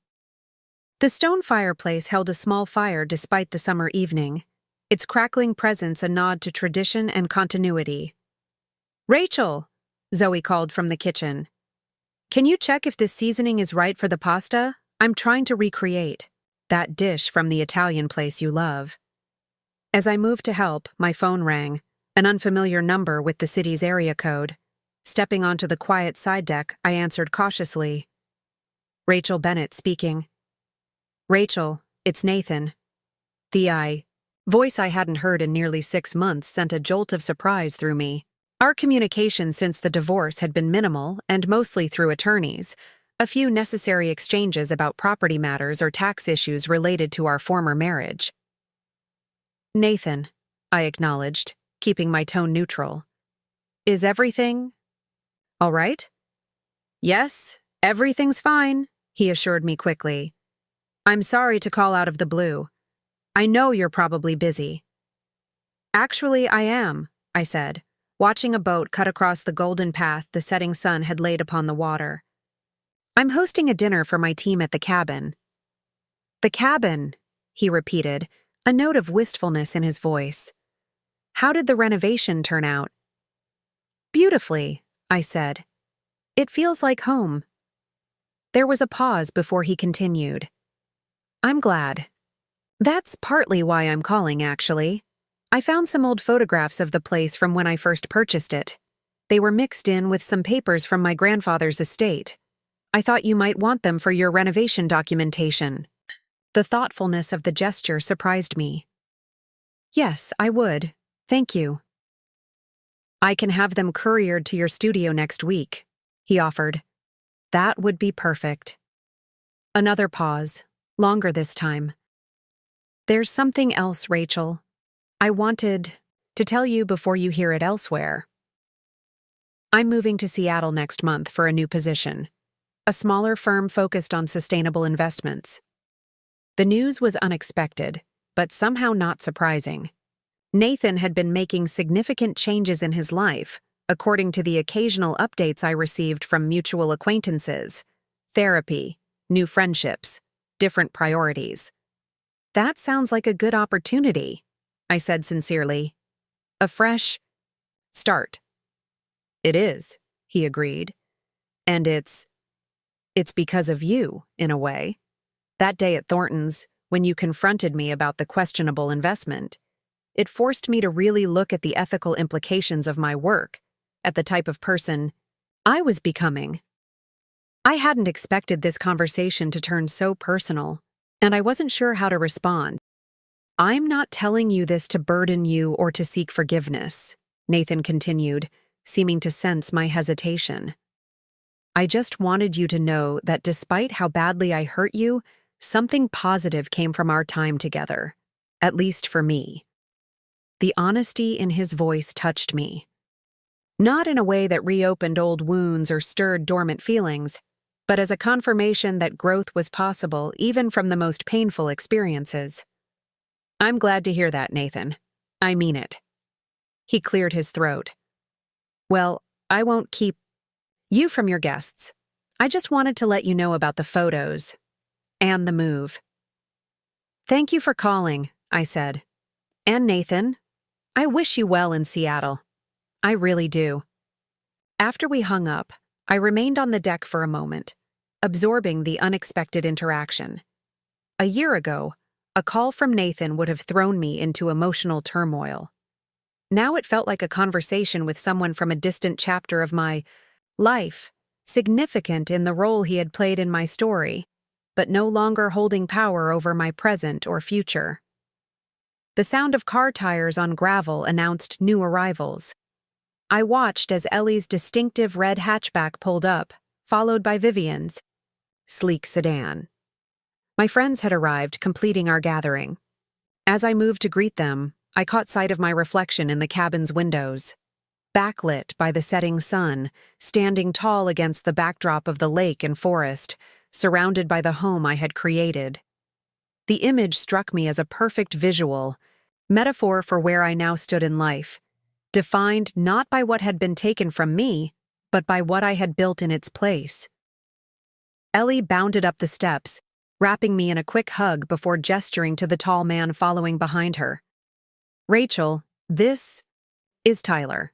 Tyler, this is Rachel, the photography genius and cabin renovator extraordinaire I've been telling you about. The place is amazing, Tyler said, shaking my hand. Those windows with the lake view, architect's dream right there. Vivian approached next, looking relaxed and casual in jeans and a silk blouse, a far cry from her courtroom attire. Happy. Cabinversary, she said with a smile, handing me a gift bag. 1 year since you reclaimed your space.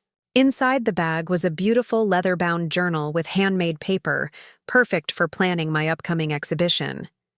The thoughtfulness of the gift, so aligned with my current projects and passions, highlighted how well my friends now knew the real me, not the carefully curated version I'd presented during my marriage. As everyone settled into the warm, light-filled space, helping themselves to drinks and appetizers, I took a moment to observe the scene. These people, my team, my friends, my chosen family, were here because of genuine connection, not social obligation or strategic networking. They knew my strengths and vulnerabilities, my successes and struggles, and valued me for my authentic self, not for how well I performed a prescribed role. "Speech! Speech!" Brady called out, raising his glass as everyone found seats around, the long table laden with food. I hadn't planned to make formal remarks, but standing at the head of the table, looking at these faces that had become so dear to me over the past year, words came naturally. A year ago, I thought I was starting. Over from scratch, I began. I'd lost my home, my marriage, my financial security, everything that had defined my life for 7 years. What I didn't realize then was that I wasn't starting from nothing. I was starting from a much more solid foundation: my creativity, my resilience, my capacity for genuine connection. I gestured to the renovated cabin around us. This place represents that journey for me. We didn't tear it down and start over. We built upon what was solid and true, while replacing what was damaged or no longer serving its purpose. We honored its history while creating space for new possibilities. Lifting my glass, I continued. So tonight, I want to toast not just to new beginnings, but to the strength it takes to create them, and to the people who help us discover that strength within ourselves. As glasses clinked and conversation resumed, I took my seat, filled with a profound sense of gratitude. The path that had brought me here had not been easy or straight, but every difficult step had led me closer to this moment of wholeness and belonging. Outside, the last light of day faded from the sky, stars beginning to emerge above the dark silhouettes of the pines.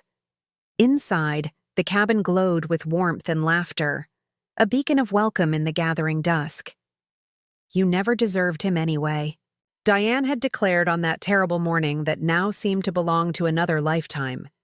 Looking around at the beautiful life I had created, a thriving business built on authentic passion, meaningful work that made a difference in young lives, a home that honored my past while embracing my future, relationships based on mutual respect and genuine care, I knew with absolute certainty that she had been right. I deserved this.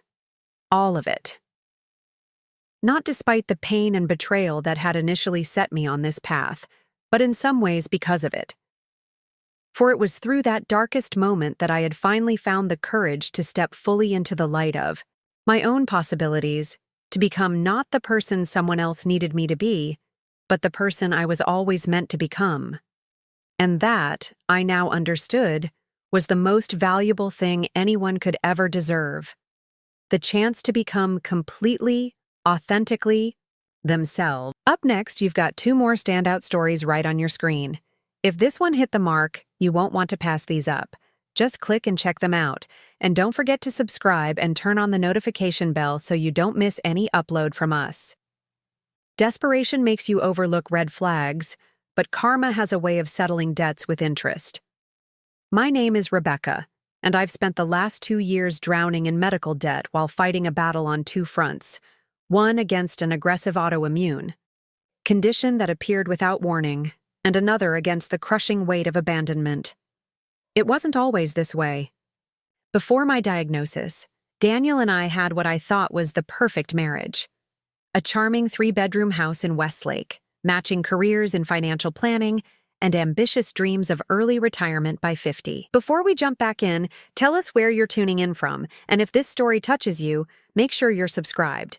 Because tomorrow, I've saved something extra special for you. You worry too much about the worst-case scenarios, Daniel would tell me whenever I suggested increasing our emergency fund or purchasing better health insurance. His voice held that familiar teasing tone that always made me question my instincts. We're young, healthy, and have great jobs. Live a little. I'd smile and nod, ignoring the faint alarm bells. After all, he was the risk specialist at his firm, the one clients trusted with protective strategies for their assets. Surely he knew better than I did about preparing for the unexpected. Then came that ordinary Tuesday morning when I woke up, with swollen joints so painful I couldn't button my blouse. Within weeks, I was cycling through specialists, each one more concerned than the last. The mounting medical bills arrived before any concrete diagnosis did.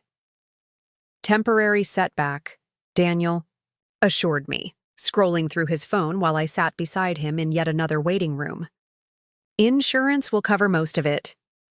But I caught the way his jaw tightened when the receptionist mentioned our deductible hadn't been met.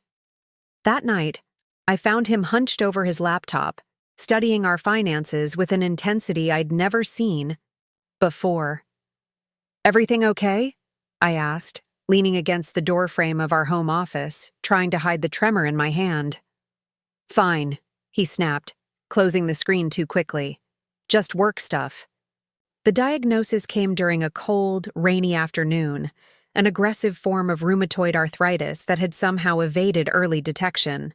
The specialist, Dr. Walsh, spoke in measured tones about treatment options, long-term management, and lifestyle adjustments.